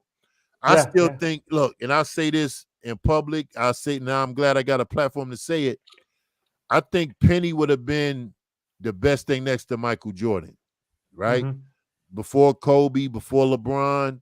I think if Penny would have, been healthy, I think he was the next Jordan, because he was spectacular. Yes, And he took Memphis everywhere he went. Like, he played with a real, like, a different chip on his shoulder. And every game, I mean, y'all saw some of his highlights. Some of his stuff was incredible, right? Yeah, man. So I That call vision. Penny's the OG. Like, Penny is And he beat the Bulls. He beat the Bulls too, he right? beat the Bulls. Yes. Mhm. Yes. So Penny, and you could tell, he's a winner. He wants to win. Even he won in junior high, high school, and now he's in college. And he told me before the season, he said this was his best team he ever assembled. So, I'm looking to see. I think they were in the top 10 last night, but they lost to South Florida. So I want to see how far they drop. But they got a great team. And man, Penny, my one Penny story is when I led the nation in scoring, we had to play Memphis at Memphis, and I'm from Memphis, so all my family's at the game. So after the game, Penny comes up, they beat us. He said, John, like, I know you the leading scorer. He said, man, but I couldn't let you do it in my house tonight. I said, yes, sir, I got you. All good. But, that's the camaraderie, fellas. Y'all know how it is. I'll do anything for him, and I'm sure he'll do anything for me. I interviewed him a couple of times, and he just does so much for the city, and he's a well-respected individual. And man, like I said, man, that's the guy, man. He is Memphis. He is. That's right. John, I just got a question about Memphis and Penny's program. You think if James Wiseman had stayed longer at Memphis, his NBA career would have turned out? That was my water in the odds question. A little better. I think yes. Gotta change it now, Noel. Initial question is yes. I mean, he was a beast. He was a beast. Like, I didn't see nobody stopping him, right? I have some personal opinion about that whole situation, but I think if he would have stayed, it would have been a different situation. I think Memphis would have really been making some noise because nobody could have stopped that young man. He was 7 foot. I mean, he was a beast. Games. His wingspan alone, I mean, he was incredible. Yep. So I think they would have won. They would have did some damage. Yeah, that's great. But Penny was. I'm thinking about Penny right now and all me the too. great stuff that he did, man. Yeah, he did. Yeah, people need to really look back at some of the stuff he did. Then he played with Shaq. He made Shaq look extremely good. Y'all remember the highlights? He just right. Yeah, they were 4 free throws away from maybe a win in the finals. Nick Anderson free throws. Yeah, come on, man. Y'all remember that? Yeah, they had a team. So everything, man. Salute to my guy Penny, man. That was the second coming of Kareem and Magic. Yes, over in Orlando. Probably. Yeah, that's true. I'd like to agree with that. I think we have one last photo before we end the time capsule. Let's look at it now. These are some old friends of ours, Coach Vince. Perry and Vince. Vicente. That's when we was in there. I was in San Francisco. Yeah, that's man. Yeah, Vince has been a guest on our show because we talked to some of the old venue announcers, the guys who said the fouls and all of that. He was one of those guys. Yeah, good people, man. I love Vince was your announcer in Game 7. He was the one who did all the call outs and stuff like that. Game 7 Mobiline versus Shell. Vince was the Game 7 announcer then. Wow. Yeah. Man, we all look like we could be related, man. I think we all I think I got two guys in that photo. We got some Filipino blood in us or something. Well, 2 guys in that photo look like they're about to give birth. I love those guys. They're my friends. Yeah. Love them to death. That's the time capsule. Yeah, that's all the photos that Sid prepared. So that was a nice trip down memory lane. Thank you, man. That man, just looking at those pictures, man. Because in my line of work and the stuff that I do day to day, I don't get to see or talk about basketball, and I don't try to make myself seem bigger or better than somebody by always talking about the past, right? But when you ask me questions and you bring up stuff, I gotta talk about it because I don't get to talk about it. My family, my children was too young, but just to have this opportunity, man, is a humbling experience 24 years later, and we can talk about it like it just happened the other day. Right. I hope your kids are watching right now, though, so at least they get to hear the stories. Yes.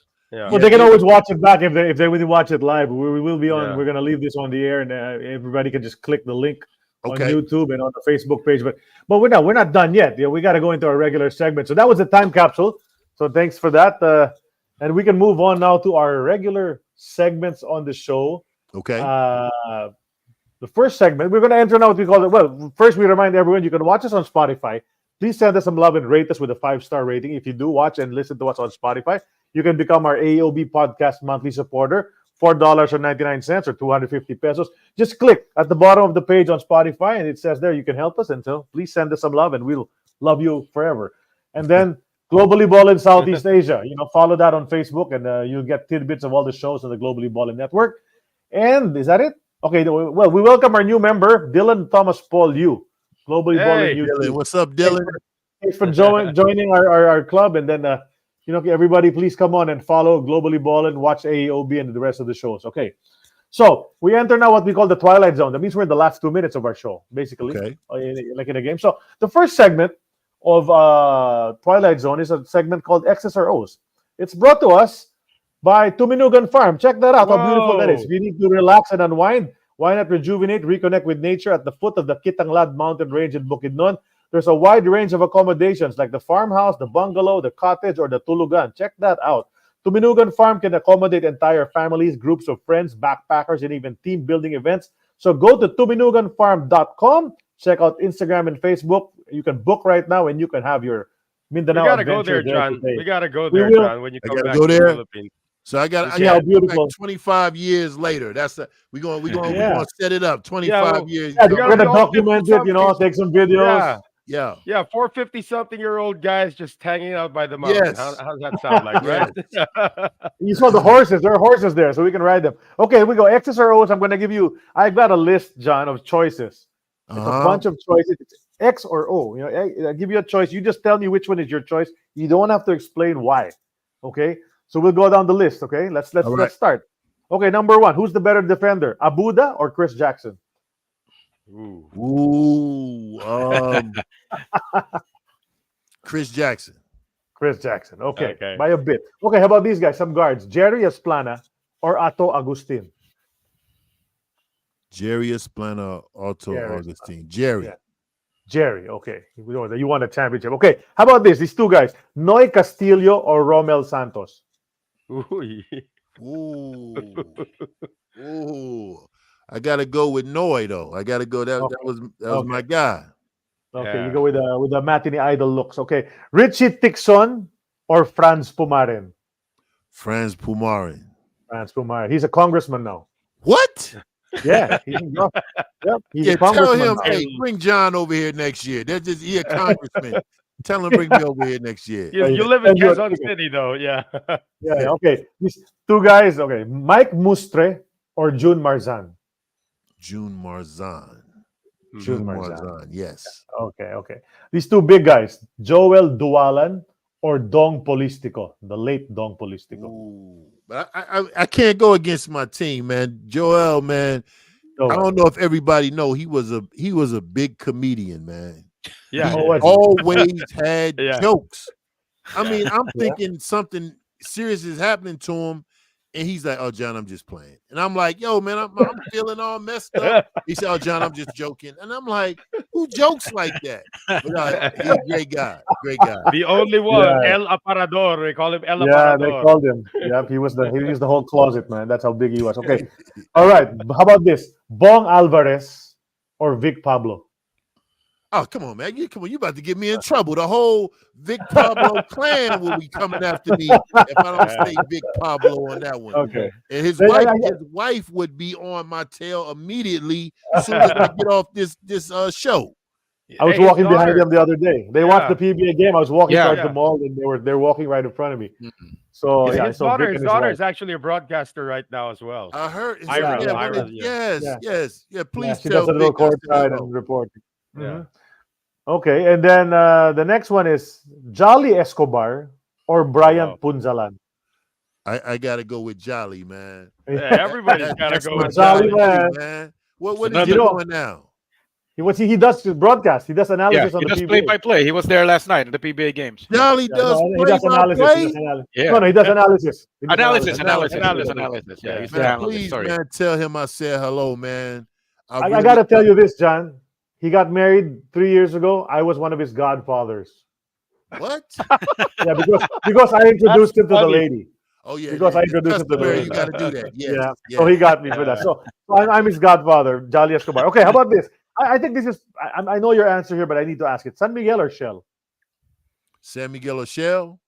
Mm-hmm. See, that's tough because if I didn't go to San Miguel, I wouldn't have been at Shell, right? Okay, yeah. But I won a championship at at Shell, so I got to go with Shell, man. And Okay, the yeah, whole that's celebration. But How I about got this to one? thank San Oh. Miguel. Uh-huh. I got to. Yeah. Yeah, I was texting Coach Norman already just to tell him that you're on the show, and hopefully he watches later, sees my message. Okay, Turkin Mott or Silas Mills? Silas Mills. Silas Mills. Okay. Norman Black or Perry Ronquillo? Oh, Now wants to that's leave not the room. fair. Oh man, that's the man. Hey, man, I can't answer that one, man. I gotta Okay, say no, both, no, man. You can say tie. ties You are can make it a allowed. tie. I can Ties say are allowed. Todd. Okay, yeah, Okay. Todd. Okay. Man, Okay, look, okay, if Todd. I would have said Norman and not Coach Perry, man, look, like that's like Norman. If Norman didn't take a chance on me, Right. we would not be sitting here right now. That's So right. it's like it's a balance. He got the ball rolling for you, and then Right, he Coach got the Perry ball. took it in Yeah. for the layup. Right? Yeah. Okay. Right. Okay. Next, how about these? Remember these guys? Eric Menk or Sonny Alvarado? Eric Mink. What team did he play for? Tanduay Tanduay. Yeah, Eric Mink. Yeah. and Sonny Alvarado. They're Yeah, both on the same Mink. I'm team. going with Mink. Okay, yeah, Menk was good. Michigan boy. Okay, Asi Taulava or Andy Siegel? Now, Asi Tolava was the guy that came at me. I remember he had a lot of press on him. Uh-huh. And then the second guy was who? Andy Siegel. Andy Siegel. I like him, man. His game was real smooth. I like Andy Siegel. I'm going with Siegel. Okay. Hey, T. did you know- McClary or Silas Mills? Anyway, T. McClary was a little more tougher than Silas Mills, I think. So I'll Okay, go so you with go T. McClary. McClary for that. Okay, He Sid, was you're gonna he ask was a something. funnier. He no, was a I was funnier gonna guy. add. Asi actually played his last game just a couple of months ago. Really? Yeah, Yeah, he He's still your played. age. He had he 20 retired at years. the age of 50. Now, I thought he got into some trouble where he couldn't play or he wasn't Yeah. He got But cleared. he got- blood or He something. got But cleared. he Eventually, got to got fix his cleared. papers, and he continued playing. He just retired a couple of months ago. So Yeah. he's been playing this whole time? Yeah, Uh-huh. Yeah. Wow. He's older than you. 51 You know years that. old, man. He's He reached 51. Yeah. He's Wow. older than you. no, I'm he's not. 52. I'm 52. No, Yeah. no. Yeah, But he's no, nice. that's nice. That's nice to Right. hear Yeah. Okay, next. Offense or defense? that. The old me says defense. The young man says offense. Offense kept me in the Philippines. So I'm gonna go with offense because I was known as a scorer, and my defense wasn't as good as my offense, but I held my own, but I was considered an offensive threat. So I'm going with offense. Okay, how about this one? Post or jump shot? For me, I'm going with post because that was Okay. my bread and butter. If I couldn't make a jump shot, I'm gonna take you down in the post. And other young people, you got to know more than one position. Learn how to. If you can shoot, that's good. But go learn how to pump, fake, dribble, shoot, and low post game. Don't get stuck on one position. 3-pointer or slam dunk?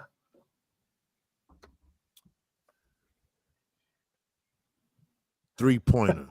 3-pointer, yeah. Formula shell Dunk is 3-pointer. cool, but think about how Steph Curry changed the game. He's short, but he's a deadly shooter. And them 3-pointers, man, are deadly. That's So, right. I agree. yeah, I agree. dunks are good, but they not dunking like they used to dunk back in the day. I think Ja Morant has been the most exciting NBA player in the past couple of years because of his high flying capability. But it's nothing like that 3-pointer, man. When you see Clay and Steph, the way they shoot that 3-pointer, man, that's poetry in motion. Right. Okay. Next, Celtics or Lakers? Celtics. Celtics. Yeah. Okay. I'm an These Eastern two guys are guy. Celtic fans here in the Yeah. crew. Nuggets. They just lost to the Nuggets, though, man. First They loss. lost. They lost to the Nuggets. Yeah, just first now. home loss of the season. Okay, this one. Magic, Michael, or Larry? Michael.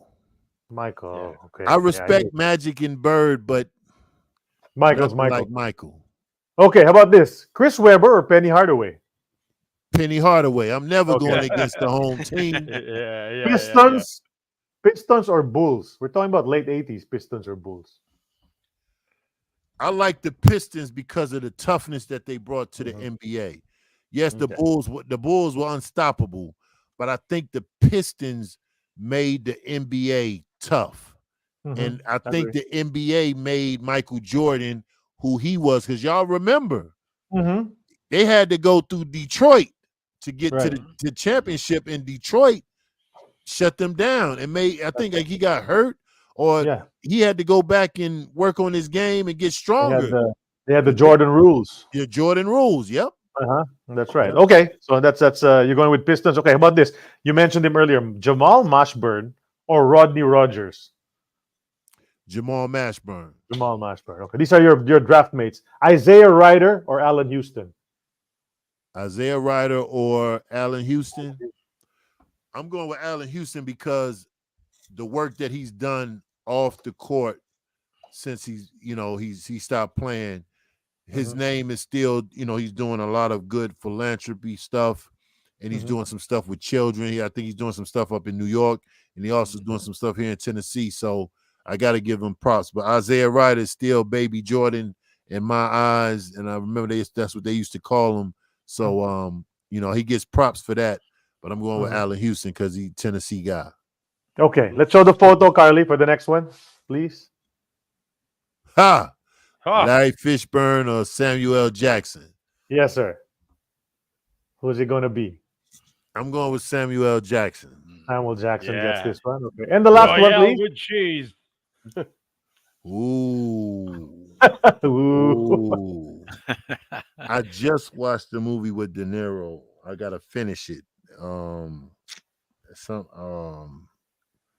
I gotta go with De Niro, man. De Niro. Okay. De Niro gets it this week.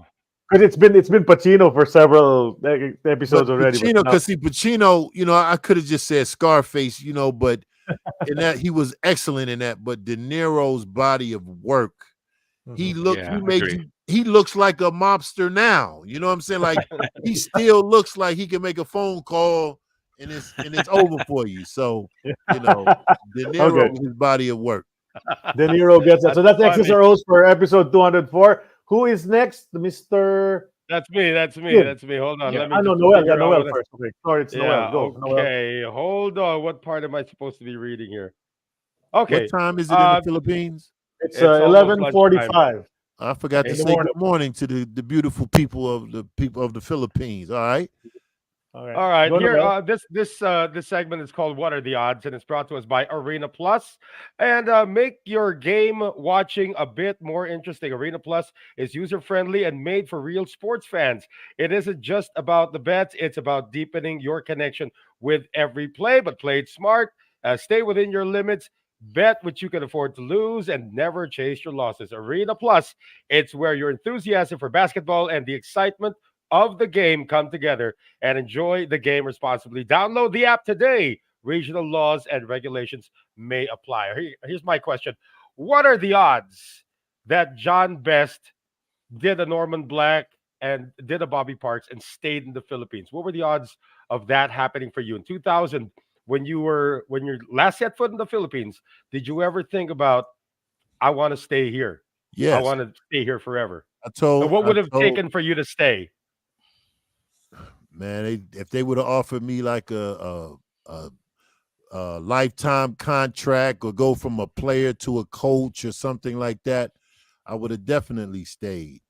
I can't stop saying the Philippines the best country in the world to me, and it was just, it was just the way of life, the basketball life.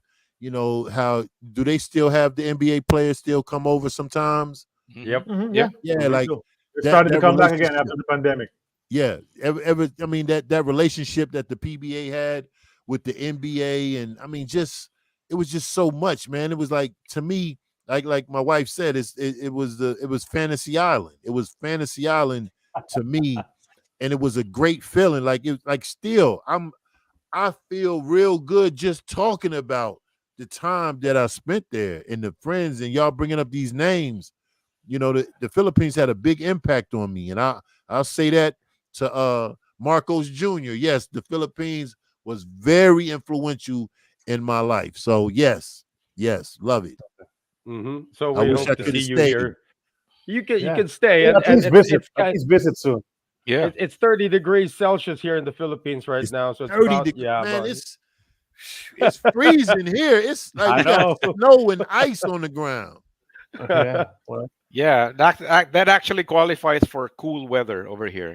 It's Yeah. Okay, gotcha. Yeah. You know It's like that. Sid, boy. Your turn, Mr. Sid. Come on.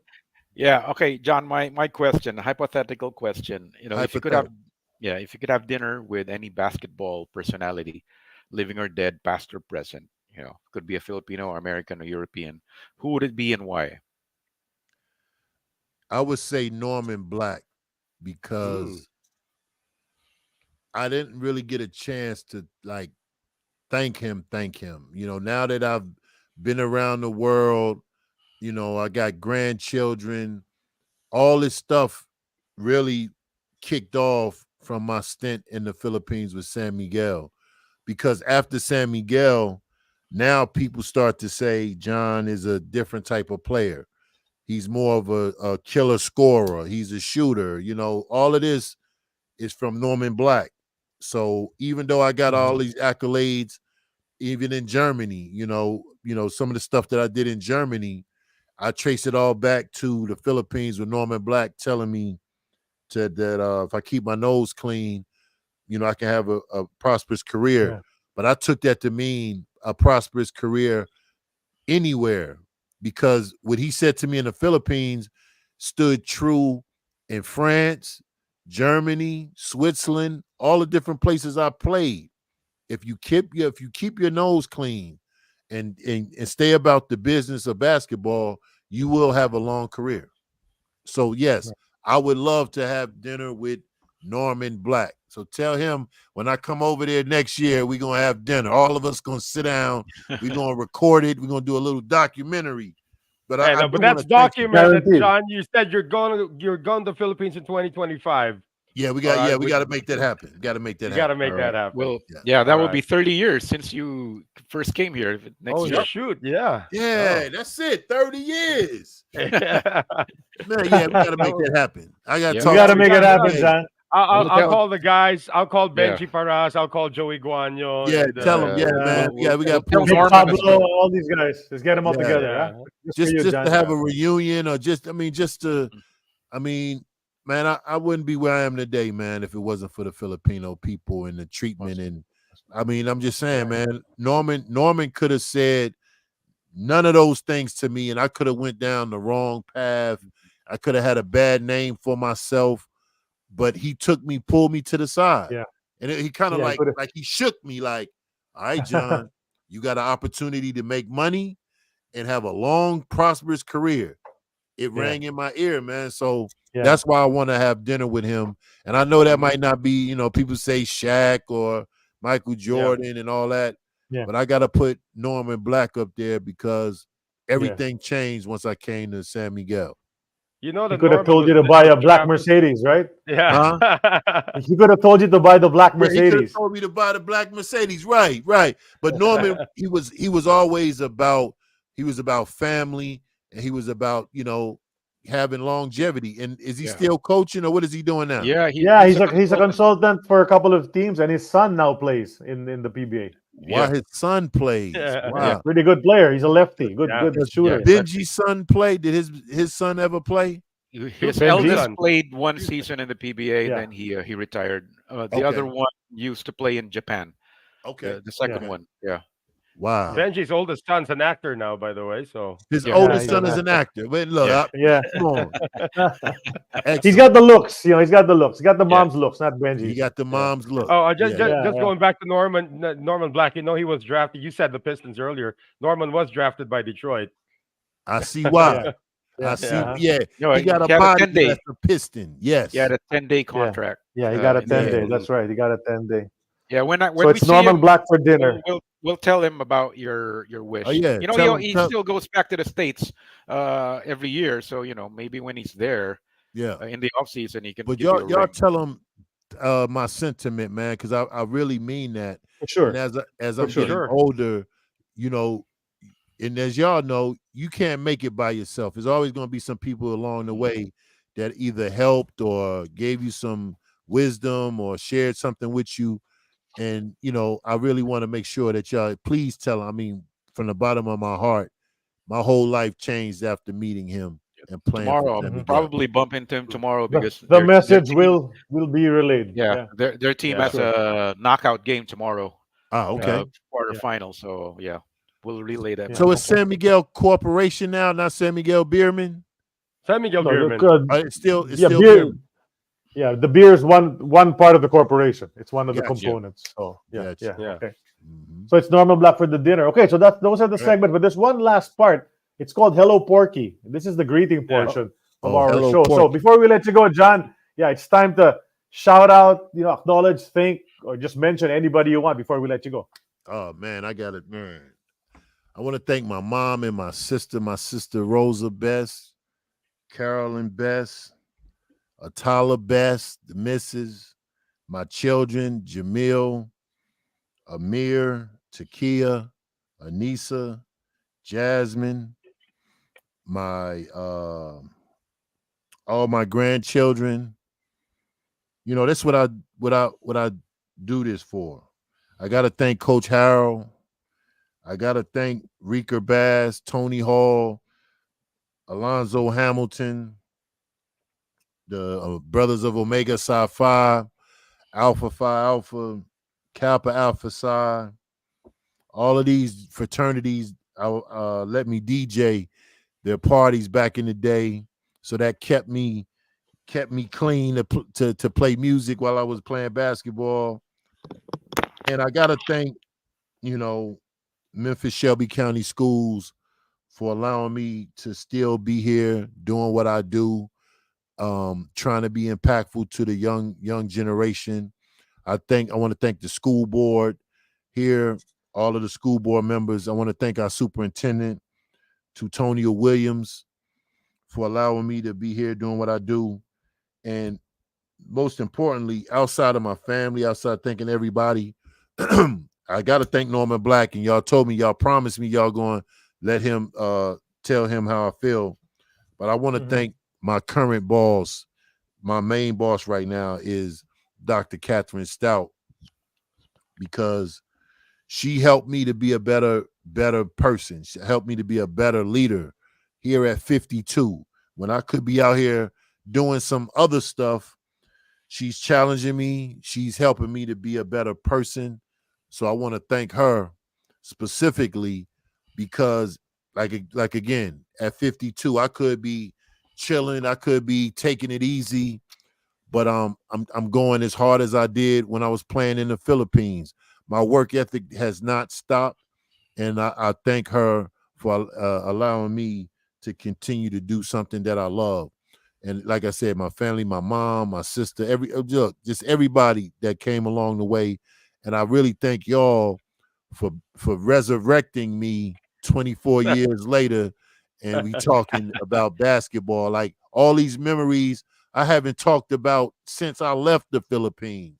So to have this conversation and we all to have this nice synergy, man, it's good, man. So please tell the boys we got to find a way I can get over there next year. We can work out something, and we turn it into a documentary or something, man. We can put some purpose to it, and maybe I can bring it. Maybe I'll see about bringing some students, because I have broadcasting students over here or something. We can work out something, man, because some of our students never left the city that we in. Right. And here I am, been around the world 3 times, and I got all these experiences I can share with them, but they may not have those same experiences. So we'll work out something, man. But let's do that 30 years later. That's right.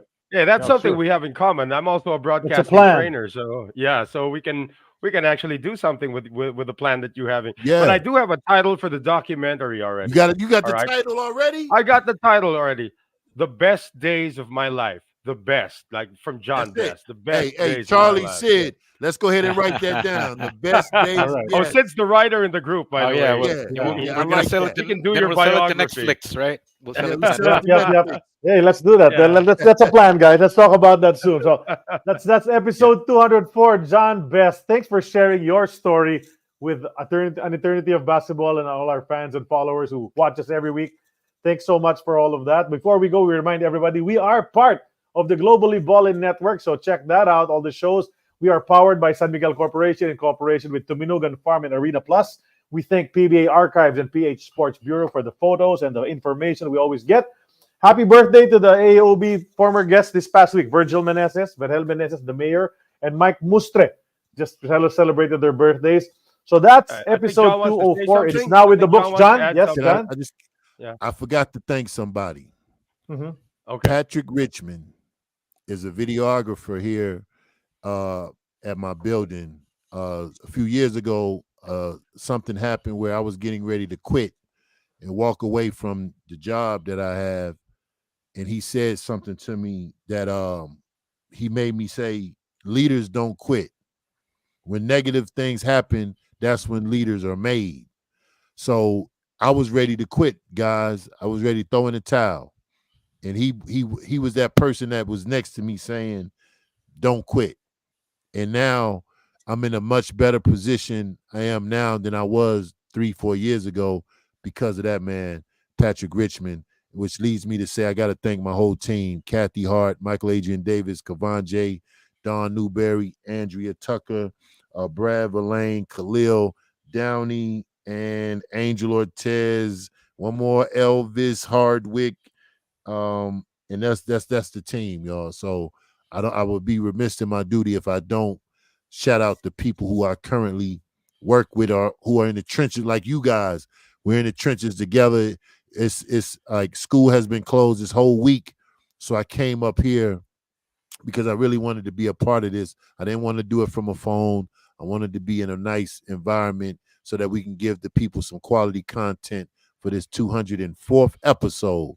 So I appreciate y'all, man. Thank you so much for allowing me to talk basketball and bring back the would you say the best days of my life, Noel title. So thank y'all for bringing that back because sometimes we need to talk about past experiences, man, just to make the heart feel good. So thank y'all so much, man. If y'all need anything, the answer is yes already. I'm gonna work on getting y'all some t-shirts sent over there, man. And like I said, man, I really want to do something that we can work out to make this a real, a real big event, or like we can do something where, connecting the countries or something, man. We can find out something, especially all the people that we know. We can turn this into something maybe big because since we all in broadcasting, maybe we can do something, Let's put our head together. Definitely. Let's make it happen. Let's make it happen. Yeah. Thank y'all, man. I love y'all. Thanks so Hey, much. all the pleasure is Thank ours. you. That's John Best. Episode 204. It's now in the books. And so thank you. Continue watching our show. We're going to announce who our next guest is. I think you'll be pleasantly surprised who it will be by Monday or Tuesday on our Facebook page. Please follow us there. For Noel Zarate and Sid Ventura, my name is Charlie Cuna. Hey, John Best, you're the best. Thanks so much. You're the best, See you John soon. Best. Bye. Yeah. Take care, everyone. God bless you all. See you. All right. Bye. Memphis, Tennessee, baby. Let's go. All right. All right. Thank you. Bye, Carly. Thank you so much.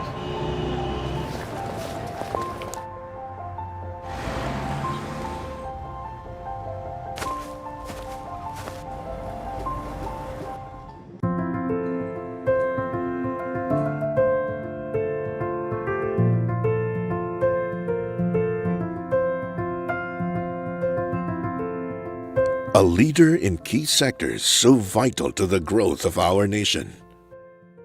Food, beverage, packaging, infrastructure, energy, and power. Proudly Filipino, through our well-loved brands, we carry the flag overseas. Yet we've always held out for ourselves a larger purpose. To use our scale, size, and dynamism to deliver products and services that can unlock and accelerate new opportunities for growth and drive our economy forward.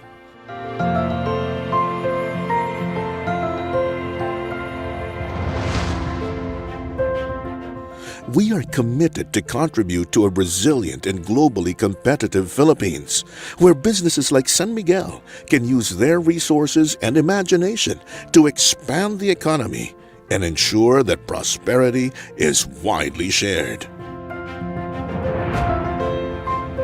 Today, our focus is on generating investments and projects that will enable our country to achieve its full promise.